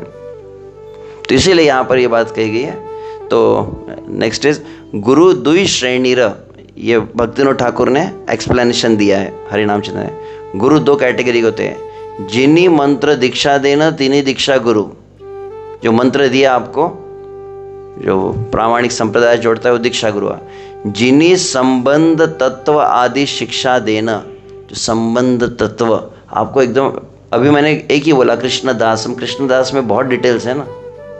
सर्वेंट ऑफ द कृष्णा मतलब क्या होता है, सर्वेंट ऑफ द सर्वेंट होता है, फिर no independence, no independent mentality, कई चीज़ें होती है। फिर भक्त मतलब कैसा होता है, दास मतलब उसका जीवन कैसा होना चाहिए। तो ये पूरा जो डिटेल में आपको लाइफस्टाइल जो सिखाता है वो शिक्षा गुरु होता है। दीक्षा गुरु एक जन मात्र, दीक्षा गुरु कितने होते हैं, सिर्फ एक ही रहता है। शिक्षा गुरु अनेक होते पारे न, शिक्षा गुरु बहुत अधिक रहते हैं। अब इसी को प्रभुपाद जी के शब्द में, प्रभुपाद जी चैतन्य चरितामृत में आदि लीला में क्या कहे, A devotee must have only one initiating spiritual master because in the scriptures acceptance of more than one is always forbidden. दीक्षा है क्यों, तो ऐसा नहीं कि अब हर रोज के बाप बदलते रहते क्या, आज मेरे ये मम्मी पापा है ये काले काले होगा, अभी मैं अमेरिका के मम्मी पापा चूज करूंगा जो भगवान ने दे दिया वही माँ बाप रहता है, अब चेंज नहीं होता वो पत्नियां बोले अब कोई चेंज कर देता हूँ, माता पिता चेंज नहीं होते। तो दीक्षा गुरु मतलब बाप है वो हमारा, वो माँ अब चेंज नहीं होने वाली कि नहीं प्रभु अब इंटरेस्ट नहीं आ रहा, थोड़ा चेंज करते हैं, अभी नया कुछ फैशन अमेरिकन गुरु ले लेंगे हम, ऐसा नहीं होता है। There is no limit however to the number of instructing spiritual masters one may accept, कहा गया। तो generally spiritual master constantly instructs a disciple in spiritual science becomes his initiating spiritual later on. Mantra guru आरयत शिक्षा गुरु गण, ताहारे चरण आगे करिए वंदन। अब क्लियरली चैतन्य चरितामृत में स्टार्टिंग में कविराज गोस्वामी स्टार्ट किए हैं, और शब्द क्या है, मंत्र गुरु आरयत शिक्षा गुरु गण, तहार चरणे आगे करीबे वंदना। आप एक श्लोक बोलते, एक श्लोक का मीनिंग बताइए मुझे। वंदे हम श्री गुरो श्रीयुत पद कमलम श्री गुरुन वैष्णवांश्च। ये लाइन का मतलब कौन बता सकता है? क्या मतलब इसका? ये तो आप सब बोलते हैं ना। ये तो प्रभु जी मंगलाचरण है और प्रभुपाद जी से सुने हम। क्या मतलब क्या इसका? गुरु बोलते हैं ना। हाँ, थोड़ा थोड़ा क्लियर है अभी। इसमें एक साथ 4 कैटेगरी को प्रणाम किया गया एक ही लाइन में। वंदे अहम श्री गुरो हो, तो श्री गुरो हो सिंगुलर है, एक वचन में, मतलब एक गुरु को मैं सबसे पहले प्रणाम किया। तो एक गुरु मतलब कौन हुआ? दीक्षा गुरु। वंदे हम श्री गुरो हो श्रीयुत पद कमलम, तो युत पद कमलम उनके 2 चरण, गुरु के 2 चरणों में प्रणाम किया। नेक्स्ट क्या है? श्री गुरुन। अब ये प्लूरल हो गया, सिंगुलर नहीं प्लूरल है। तो एक दीक्षा गुरु को मैंने प्रणाम किया जिसे दीक्षा ली, और सभी शिक्षा गुरु जितने मॉरिशस में सबको मैं प्रणाम करता हूँ। वंदे हम श्री गुरु श्री गुरुन और वैष्णवांश। वैष्णव, अब गुरुन बोल दिया तो वैष्णवांश से क्यों कहा गया? तो इसका और एक अर्थ है, गुरुन मतलब अभी जितने सामने दिख रहे हैं ना सभी, पूरे मॉरिशस के वक्त कौन है? वो मेरे शिक्षा गुरु है। और फिर वैष्णवांश मतलब पहले के जितने भी आचार्य हुए हैं, रूप गोस्वामी, भक्तिविनोद ठाकुर, भक्तिसार सरस्वती, वो सब एक शब्द में ले लिया। तो एक साथ 3 कैटेगरी, सॉरी 4 नहीं 3 कैटेगरी को एक ही लाइन में प्रणाम किया गया। तो यहाँ पर भी क्या है आप देखोगे, चैतन्य कविराज गोस्वामी ने चैतन्य चरितामृत आदिला 1st चैप्टर में क्या कहा? मंत्र गुरु कहा है, ध्यान से शब्द देखना। और दूसरा क्या है? शिक्षा गुरु गण। तो गण मतलब समझ में आता है? ग्रुप, ग्रुपिंग हो जाता है ना। तो मंत्र गुरु में सिंगुलर है, शिक्षा गुरु में प्लूरल है। तो एक शिक्षा गुरु को, एक दीक्षा गुरु को और अनेक शिक्षा गुरु को मैं प्रणाम करता हूं।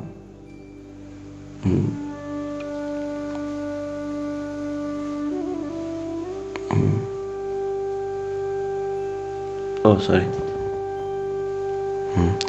शिक्षा गुरु वृंद कृपा कोरिया अपार, साधके शिखाना साधनेर अंग सार।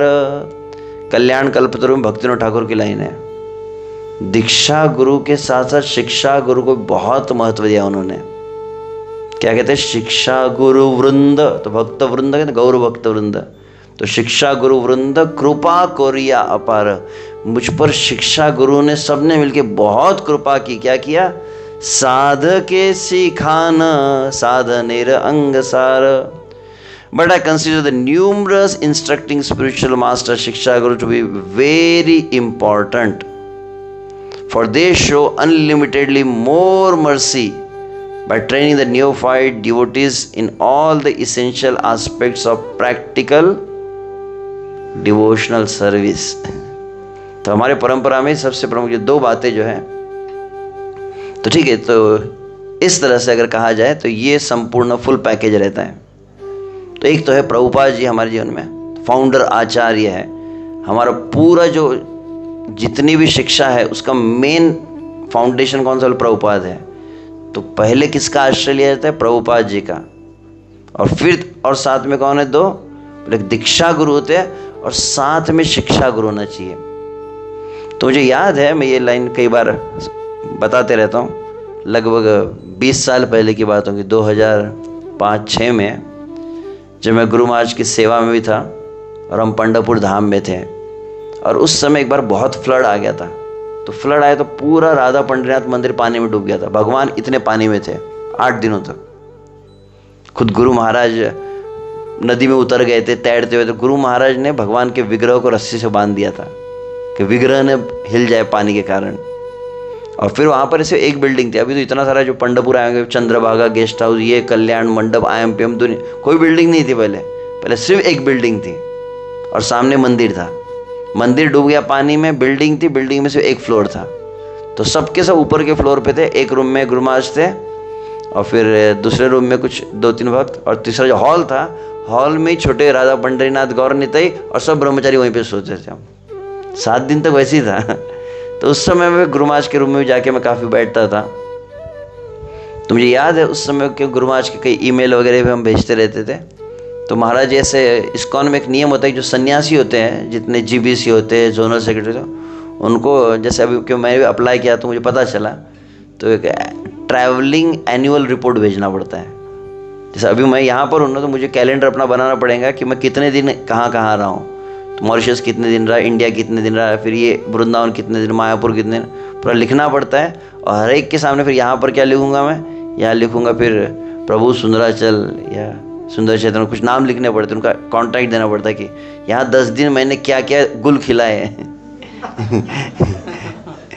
क्या क्या प्रचार किया, कैसी भक्ति कर रहे थे, तो रिपोर्ट पूछा जाएगा। तो यहाँ पर ईमेल आएगा फिर कि हाँ सखी वृंद माता जी आएंगे, कौन है इधर की नेशनल कुछ डिवोटी केयर उनको पूछा जाएगा कि हाँ अनंत प्रभु कुछ जब करते थे कि नहीं, अनंत प्रभु आपको लगते हैं क्या, डज ही इज क्वालिफाइड और नॉट तो पूरा आपको फीडबैक देना पड़ता है हर एक जगह से।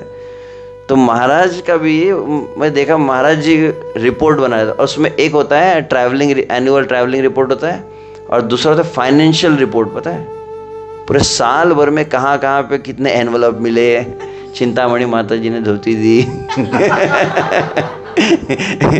उतना डिटेल नहीं लिखना पड़ता, कहाँ पे ड्राई फ्रूट्स मिले वो नहीं लिख, और एटलीस्ट अकाउंट्स देना पड़ता है। हमारे परम पूज्य जयद्वैत स्वामी महाराज है, वो पूरा एकदम जैसे बैलेंस शीट बनती है ना, इनकम एक्सपेंडिचर, वो साल एक में ऐसा इस्कॉन का सन्यासी अपना इनकम एक्सपेंडिचर का स्टेटमेंट भेजते हैं जीवीसी को, एक एक रुपया, कि मुझे यहाँ से 10 रुपया मिला, यहाँ से 50 रुपया मिला, फिर मैंने एक बॉटल खरीद ली पीने के पानी की, पूरा इतना वो डिटेल लिख के भेजते हैं। तो महाराज को मैं देखा तो महाराज मुझे ठीक लगा, महाराज आप इतने 50 साल हो गए आपको इस्कॉन में, पूरा जीवन दे दिया प्रभुपाद जी के लिए, आप इतने गुरु है, अब ये क्या ये सब ये रिपोर्ट वगैरह आप भी लिखते रहती है, इतना रिपोर्ट आपको देने की जरूरत है क्या, किसको आपके ऊपर डाउट हो सकता है। तो महाराज ने बोला ये बहुत अच्छा है, हमेशा कोई ना कोई हमारे ऊपर रहना चाहिए जिनको हम वेर अकाउंटेबल समझ,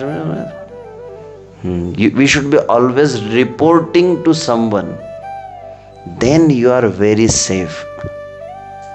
और वहाँ पे गुरु महाराज की एक लाइन मुझे याद है, महाराज कहते अगर भक्ति में कभी ऐसा लगता है, कभी कभी हम क्या होता है, अभी प्रभु जी सब गीत भक्ति शास्त्री भी मेरा हो गया, ब्राह्मण दीक्षा भी हो गई, भक्ति वैभव भी हो गया, अब गीता भी पता है, भागवत पता है, चैतन्य चरितामृत पता है, वृंदावन मायापुर भी पता है, अब माधुर्य भाव भी पता है, झूम जपा भी पता है।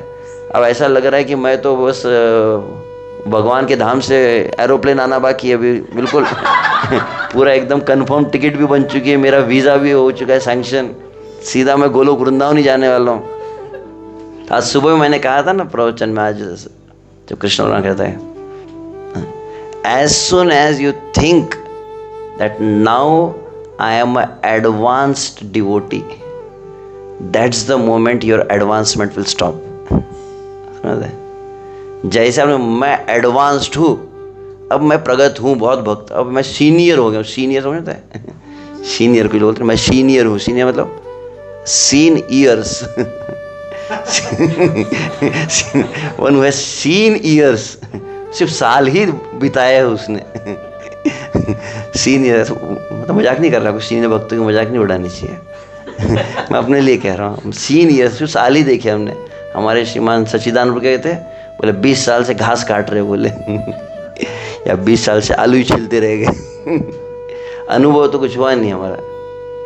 तो वैसे गुरु महाराज की लाइन इतनी मुझे लग गई थी, महाराज ने कहा कि अगर भक्ति में कभी आपको ऐसा लगता है कि अब मुझे किसी को कुछ बताने की जरूरत नहीं है, मुझे सब पता है, सब समझता है मुझे किसी के गाइडेंस की ज़रूरत नहीं है, मुझे किसी को रिपोर्ट देने की ज़रूरत नहीं है, मुझे किसी को कुछ बताने की ज़रूरत नहीं है और किसी से पूछने की ज़रूरत नहीं है। समझ लेना कि भक्ति में सबसे भयानक स्थिति हो, most dangerous. You should have always someone जिसको हम पूछ रहे हैं, जिसको हम बता रहे हैं। तो विशेष रूप से पूरी दुनिया में आज देखा जाए तो इस्कॉन में सबसे अधिक प्रसिद्ध एक नाम है, कौन सा बोले, इस्कॉन चौपाटी। जानते हैं भारत में परम पूज्य राधानाथ महाराज जी एक जो मंदिर है, और सबसे अधिक उस फेमस क्या है, वहाँ का कांग्रीगेशन डेवलपमेंट जिसको कहा जाता है। इतना सिस्टमेटिक ट्रेनिंग हुई है। तो कांग्रीगेशन डेवलपमेंट हुआ कैसा, तो उसके ऊपर पूरा एक अलग से परम पूज्य निरंजन स्वामी महाराज ने बुक लिखा है, बुक का नाम क्या है? Taking care of Krishna's devotees, taking care of devotees. तो उसमें उन्होंने पूरा चौपाटी के बारे में बताया है। महाराज ने पर मुझे राधा महाराज लेक्चर पूरा बताया था। तो क्या हुआ कि जब दीक्षा हो जाती, दीक्षा के बाद में गुरु दीक्षा दे देते और हम अपने अपने दुनिया में हैं, अपना स्वतंत्र राज्य है, मेरे ऊपर कौन है अब। तो उसमें क्या हुआ था, जब परम पूज्य राधानाथ महाराज लगभग 1987 आई थिंक 87-88 की बात है, उस समय राधानाथ महाराज पहले न्यू वृंदावन में थे अमेरिका में, वहाँ से इंडिया उनको बुलाया गया था। और इंडिया में मुंबई में जब वो रहे तो उस समय जो चौपाटी का मंदिर क्या था? ऑर्फनेज, ऑर्फनेज समझ आता है, अनाथ आश्रम जहाँ बच्चे रहते थे। वहाँ पर उन्होंने प्रीचिंग स्टार्ट किया था कुछ बच्चों को लेके।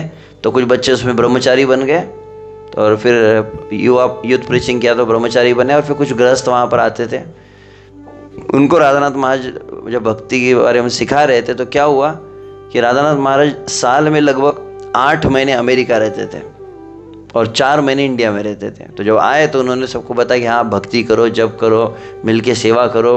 महाराज चले गए अमेरिका, अमेरिका से लौट के आए तो क्या हुआ, बोले वहाँ पे सब आपस में झगड़े हो रहे थे, ब्रह्मचारी में गृहस्थ में झगड़े, ब्रह्मचारी में झगड़े हो रहे थे। मैं बड़ा हूँ, तू बड़ा है, मैं तेरी क्यों सुनूंगा, मैं अपनी चलाऊंगा, सब अपनी अपनी चला रहे हैं। तो सब राजा बने हुए, सब बॉस बने, बॉस बॉसानो बॉस दास दासन दास नहीं था, बॉस के ऊपर भी बॉस बनेंगे हम ऐसे।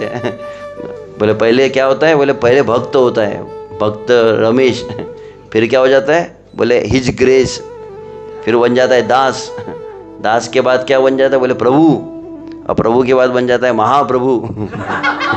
तो धीरे धीरे हम इतना एडवांस, हम ही महाप्रभु लगता है अभी, बस अष्ट सात्विक विकार नहीं आ रहे हमारे, बस बाकी तो लोगों को पता नहीं है एक्चुअली कि अनंत शेष प्रभु की कितनी महिमा है। हम कह कर नहीं बताते, परंतु आप यहाँ मॉरिशस के वक्त बहुत नम्र है, आपके लिए नहीं कह रहा हूँ, मैं अपना हूँ। हम अहंकार वश क्या लगता है हम बहुत बढ़िया है। भक्ति का सबसे बड़ा वायरस कौन सा है पता है? हर भक्त क्या सोचता है, एक्चुअली मैं जो कर रहा हूँ एकदम सही है और मुझसे कोई गलती नहीं होती है, मैं गलत हूँ नहीं और मैं जो करता हूँ वही सही है। ये सबसे बड़ा वायरस है, ये मतलब ये बड़ा डिफेक्ट है। बहुत समय किसके लग जाता है, मैं सीरियसली मैं गलत हूँ, मेरा पूरा डैमेज केस है, ये एक्सेप्ट करना, जिसको कहा जाता है अनर्थ जागृति, अनर्थ स्वीकृति और फिर होता है अनर्थ निवृत्ति। 3 डिफरेंट स्टेजेस। हम बोलते हैं अनर्थ निवृत्ति। अनर्थ निवृत्ति कैसे होती है? अनर्थ निकलेंगे कब? बोले पहले समझना तो पड़ेगा अनर्थ है। हम में से कितने को लगता है अरे रे बेचारा वो अजामिल कितना पतित था। एक सीन देखा उसने, एक मूवी का ट्रेलर देखा, बोले पूरा जीवन भर पतित हो गया। हम देखो कितने पिक्चर देख लेते, कुछ नहीं होता प्रभु जी हमको तो। हम तो इतना सब नेट फेसबुक देख लेते, प्राइम वीडियो देख लेते, ये देख लेते। आप मॉरिशस वाले नहीं देखते होंगे, हम इंडिया के पतित जीव है, कुछ भी देखते रहते कभी। अजामिल एक दृश्य देख के ऐसा, अरे वो भरत मारे, अरे रे एक हिरण के बच्चे वो फंस गया, मैं तो इतना बड़ा बंगला बनाया, कोई आ सकती नहीं मेरी। देखो हमारे बहुत सारे हिरण बने हुए, हमको पता नहीं है, बहुत चीज़ों आ सकती रहती है। तो हमको लगता है उसमें आ सकती है, उसमें काम है, मुझ में काम है क्या? नहीं है। शायद थोड़ा बहुत क्रोध होगा और कभी कभी कुछ लोग आगे बढ़ते तो कुछ ईर्ष्या भी होने लगती है। तो क्रोध ईर्ष्या ये वायरस है, काम है नहीं, उतना नहीं है। लोभ है क्या? नहीं, लोभ तो बिल्कुल ही नहीं है मुझे कुछ। देखा जाए हर चीज़ जो है बहुत ज़्यादा हमारे अंदर भरी हुई है। लगभग भक्तजन से कहते हैं लगभग 15-20 साल का बहुत सीरियस, जब भक्तों के गाइडेंस में जो भक्ति की जाती है तो 10-15 साल बाद में रियलाइज होता है क्या? बोले आमार जीवन सदा पापेरत, गोपीनाथ मम निवेदन सुनो विषयी दुर्जन। अभी लगता है कि भजन गाते समय कुछ फील भी नहीं होता है, विषयी दुर्जन सदा कामेर, क्या गा रहे? बोले अरे रे भक्तिनाथ ठाकुर कितने पतित थे, बोले हमारे जीवन सदा पापे रहता। इतना थोड़ी बोलना चाहिए, हम पाप में खाए। अब तो मैं दीक्षा हो गई है, पाप तो गुरुजी लेके चले गए। अभी कुछ है ही नहीं हमारा पाप, हमको ऐसा लगता है। तो इसके लिए क्या, तो क्या जरूरी है इसके लिए कि हमको सही में कोई मॉनिटर करने वाला होना चाहिए, जो गुरु महाराज का है। तो परम पूज्य राधानाथ महाराज चौपाड़े में शुरू किए थे तो ऐसे ही था लगभग समस्या। कि सब भक्त बॉस बन रहे थे, तो उन्होंने सबको बैठा कर फिर उसमें से ऐसे क्रीम बनाया था, ऐसे मतलब ऐसे एक 5 सीनियर सबसे जो गृहस्थ थे और मान लीजिए 4-5 ब्रह्मचारी सीनियर, उनको खुद महाराज बैठा कर घंटों घंटों तक सिखाते थे वैष्णव सदाचार क्या है, साधना कैसी करना, किताब कैसी पढ़ना, भक्तों में कैसा व्यवहार हो, सेवा की भावना कैसी हो। स्टार्टिंग के हमको याद है 89-90s के अगर राधानाथ महाराज के लेक्चर देखें, एक एक लेक्चर 3-3 घंटे 5-5 घंटे देते थे महाराज। यहाँ तो आधे 1 घंटे में घड़ियाँ देखने लग जाते। तो उस तरह से बैठ बैठ के सिखाया। समस्या क्या हुई, सिखाया और बोला कि अब तुम दूसरों को सिखाओ ये चीजें। और राधानाथ महाराज गए अमेरिका गए, 15 दिन बाद सब फेल, एक महीना सब आपस में झगड़ने लगे, मैं नहीं सुनूंगा, मैं इसकी क्यों सुनूं, ये मेरे सामने आया, ये मुझे मेरे सामने ऊपर चढ़ रहा है। नीचे रहे तो नीचे रहे, मेरे ऊपर मत चढ़। तो कभी रहता है तो झुकना नहीं होता किसी को भी। तो फिर पूरा बिखर गया, आपस में फिर से झगड़े होने लगे, पुलिस केस तक हो गए कई बार, तो आपस में ऐसे मारपीट हो गई। फिर महाराज जी आए, फिर महाराज जी ने समझाया नहीं ठीक नहीं है। तो कहा जाता है Maharaj established counsellor system, Maharaj went back to America, it got collapsed. फिर महाराज अगले साल आए, फिर से किया, 3 महीने तक सिखाया, फिर गए, फिर बिखर गया पूरा। फिर महाराज तीसरे साल आए, 7 बार फेल हुआ है काउंसलिंग सिस्टम महाराज का। तो इसका मतलब ये नहीं कि मॉरिशस में फेल ही करना है प्रभु जी हमको, तो ऐसा नहीं बोल रहा मैं। तो 7 बार हुआ, फिर महाराज नहीं बैठ के सबको इनको बनाया, फिर हर एक जन एक दूसरे को, उसमें अलग अलग चीज़ होती है मॉनिटर सिस्टम में, हमको चेक करने वाला कोई होता है, हमारी साधना अच्छी होती है कि नहीं, सभी भक्त बराबर उठते ही कि नहीं समय पर। जैसे मैं पिछले बार भी कह रहा था, महाराज इस चीज़ को बहुत चिंता करते हैं। बोले मैं इतने लोग दीक्षा देता हूँ, ये सब माला करते हैं कि नहीं बराबर टाइम पे? बोले हाँ महाराज जी करते हैं। सब लोग सुबह उठते हैं क्या? महाराज ने ये पूछा। फिर ब्राह्मण दीक्षा के समय महाराज एकदम क्लियर पूछ लिया, अभी 5 साल पहले था, एक साथ 90 लोगों की ब्राह्मण दीक्षा दी। महाराज इतने ब्राह्मण, मतलब गुरु महाराज मंदिर उद्घाटन हो रहे तो लगता है सेवा के लिए। I really doubt, do they really chant there Gayatri? हाजी ने एकदम बोले, मुझे डाउट लगता है कि सब इतना नियम से रहते होंगे क्या? क्योंकि स्पष्ट कहा जाए कई लोग गवर्नमेंट जॉब में होते हैं, कहाँ गायत्री होती है? त्रिसंध्या 3 स्नान होते हैं क्या कभी? कई चीज़ें रहती है उसमें। तो महाराज बोले कि मॉनिटर करना बहुत जरूरी है हर एक। तो इसी दृष्टि से फिर तो चौपाटी में जैसे उन्होंने किया, तो फिर कई साल वो फेल होता गया, परंतु आखिर में फिर सक्सेस हुआ।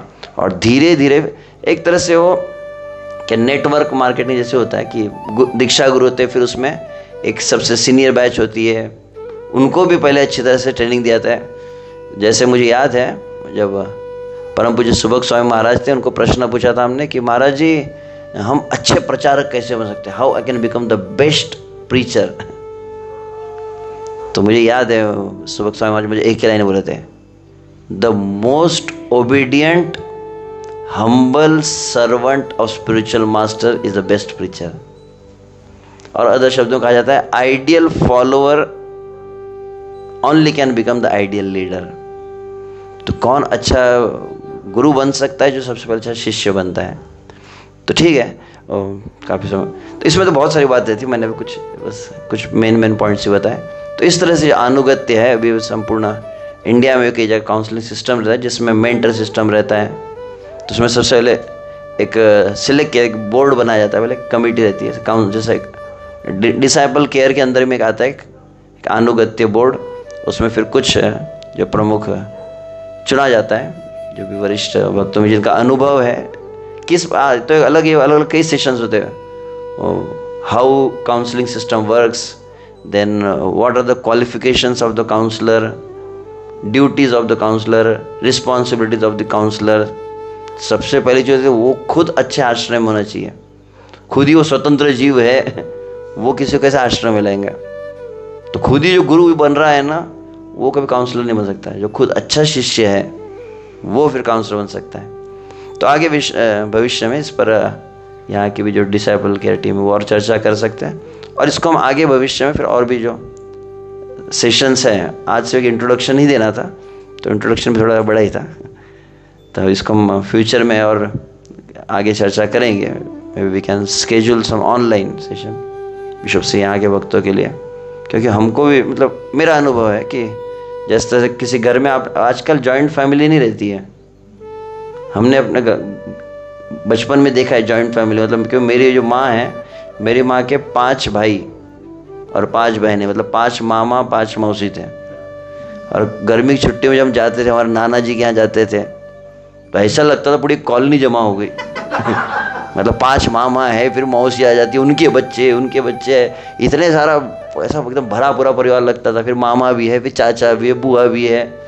तो माँ अगर ध्यान नहीं रख रही तो पिताजी रहते, माता पिता नहीं रहते तो नाना है, दादा है, चाचा है। इतना मतलब इतना लव एंड केयर मिलता है। आजकल का कैसा होता है, बोले न्यूक्लियर फैमिली में माँ को देखने की फुर्सत नहीं, माँ अलग काम के लिए जाती है, पिता। अभी मैं गया था इंडिया में, कई जगह देखा है, क्या हो कहते उसको, हाँ बेबी सीटर कहते हैं क्या, हाँ ऐसे कुछ है ना। एक नया प्रोग्राम, मुझे एक स्कूल देखा, मैं स्कूल क्या था, स्कूल में एकदम कोई 2 साल का बच्चा है, 1-2 साल के बच्चे क्या है, मतलब स्कूल क्या है, बोले स्कूल मतलब बोले प्रभु जी वो उनके हस्बैंड वाइफ माता पिता दोनों काम के लिए जाते हैं, तो दिन में कोई केयर करने के लिए तो केयर गिवर चाहिए। तो बच्चा किसके पास रहता है, किसी वो पेमेंट पे जिसको रखा है उसके पास रहता है, वो फिर कुछ लॉलीपॉप देंगी, क्या देती है, गेम खिलाती है बस। तो माँ कभी देखने को मिलती नहीं है बहुत ज़्यादा। पहले माँ रहती थी, दादी रहती थी, बुआ रहती, तो एकदम भरा पूरा जब परिवार होता है ना तो बच्चे का पूरा विकास होता है।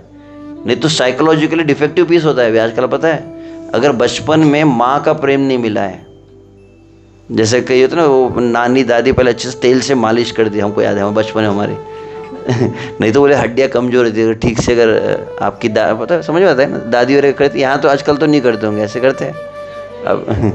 करते हैं।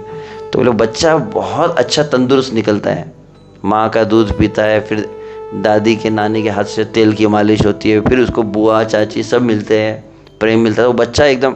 हम इस्कॉन में अनुभव है कि कौन ब्रह्मचारी बन सकता है, तो ब्रह्मचारी बनने के लिए एक चीज़ है कि उसको फैमिली में प्रेम बहुत मिला हो, माँ का प्रेम, बहन का प्रेम, भाई का, सब प्रेम मिले है ना, वो ब्रह्मचारी अच्छा बनता है। और जिसको ढंग से अगर बहन का प्रेम नहीं मिला, माँ का प्रेम, वो बोले ब्रह्मचारी नहीं बन पाता है। ये अलग है, बोले इस साइकोलॉजिकल इफेक्ट होता है। तो वैसे भक्ति में बोले आपके दीक्षा गुरु भी है, फिर एक शिक्षा गुरु भी है, इतने भक्तों से हम गाइडेंस ले रहे तो कैसा हो जाता है, जैसे एक एकदम चब्बी चिप्स, क्या कहते हैं ना, बेबी छोटे बच्चे होते हैं जो बहुत अच्छा घर में खाने को मिलता है ना, एकदम घी और मेवा खाते रहते हैं, चब्बी चिप्स ऐसा कुछ तो कहते हैं ना। तो उनके ऐसे एकदम टमाटर जैसे गाल दिखते हैं बच्चों को, कुछ तो एकदम गोल गोल ऐसे एकदम चमकते रहते हैं, तो अच्छे खाते पीते घर का है बोलते फिर। बढ़िया खाने को मिलता है इनको घर पे, नहीं तो एकदम ऐसा लगता है सूखे अकाल में से आ रहे कोई। ऐसे एकदम चिपका हुआ मुंह है, कोई तेज नहीं है। तो बढ़िया तेल घी जब मिलता है तो चमकता है चेहरा। तो वैसे भक्ति में बहुत अधिक अगर हमको सपोर्ट सिस्टम मिल जाए तो बोले व्यक्ति का चेहरा देखना एकदम खिला हुआ रहता है, ही इज ऑलवेज एंथ्यूज्ड। और इस्कॉन में बहुत बड़ा जो नुकसान हुआ है, कई बार प्रभुपाद जी के बड़े बड़े शिष्य भी इस्कॉन छोड़कर, उसका कारण क्या था, there was no support system. इतने बड़े हो गए, बोले अब कोई पूछने वाला ही नहीं हमको, सब उनके नीचे ही थे। तो हम गुरु, ये गुरु गलती कर रहा है तो बोले किसको, बोल नहीं सकता ना। Therefore we need a equal support system. तो इसके कई है, व्हाट आर द बेनिफिट्स से पूरा एक एडवांटेजेस का एक अलग प्रेजेंटेशन है। पीयर सपोर्ट सिस्टम है हमको गाइड करने के लिए, ट्रेनिंग के लिए, वैष्णव सदाचार सीखने के लिए, इसके लिए रहता है। क्योंकि बहुत बड़ा जब सत्संग होता है ना, इसमें 50 लोग बैठे, सब ऐसे बैठे और मैं बोले जा रहा हूँ वाह वाह वाह वाह। अब किसके दिमाग में कितना घुसा कुछ पता नहीं। आधे लोग तो घड़ी को देख रहे हैं, तो फिर घड़ी को जैसे देखते तो क्या होता है, बोले प्रवचन ब्लॉक हो जाता है, फिर उसके बाद के पॉइंट्स आप कैच नहीं कर पाएंगे क्योंकि निकलना पड़ता फिर। तो इसीलिए क्या होता है, स्मॉल ग्रुप्स हो जाते हो। काउंसलिंग में एक जो होता है कि मान लीजिए कृष्ण सखा प्रभु है, तो इनके अंडर में से 10 नए भक्त रहेंगे और केवल उनकी जिम्मेदारी पूरी लेंगे, इनकी साधना ठीक हो रही है कि नहीं, ये बराबर कुछ नियमित रूप से कृष्ण बलराम मंदिर में सेवा करते हैं कि नहीं, इनके फैमिली में कोई प्रॉब्लम, तो उसमें कई होता है, फिर मैरिज प्रॉब्लम्स होते हैं, हस्बैंड वाइफ रिलेशन प्रॉब्लम होते हैं, पेरेंटिंग प्रॉब्लम होता है, कई चीज़ें उसमें डिटेल्स आती है।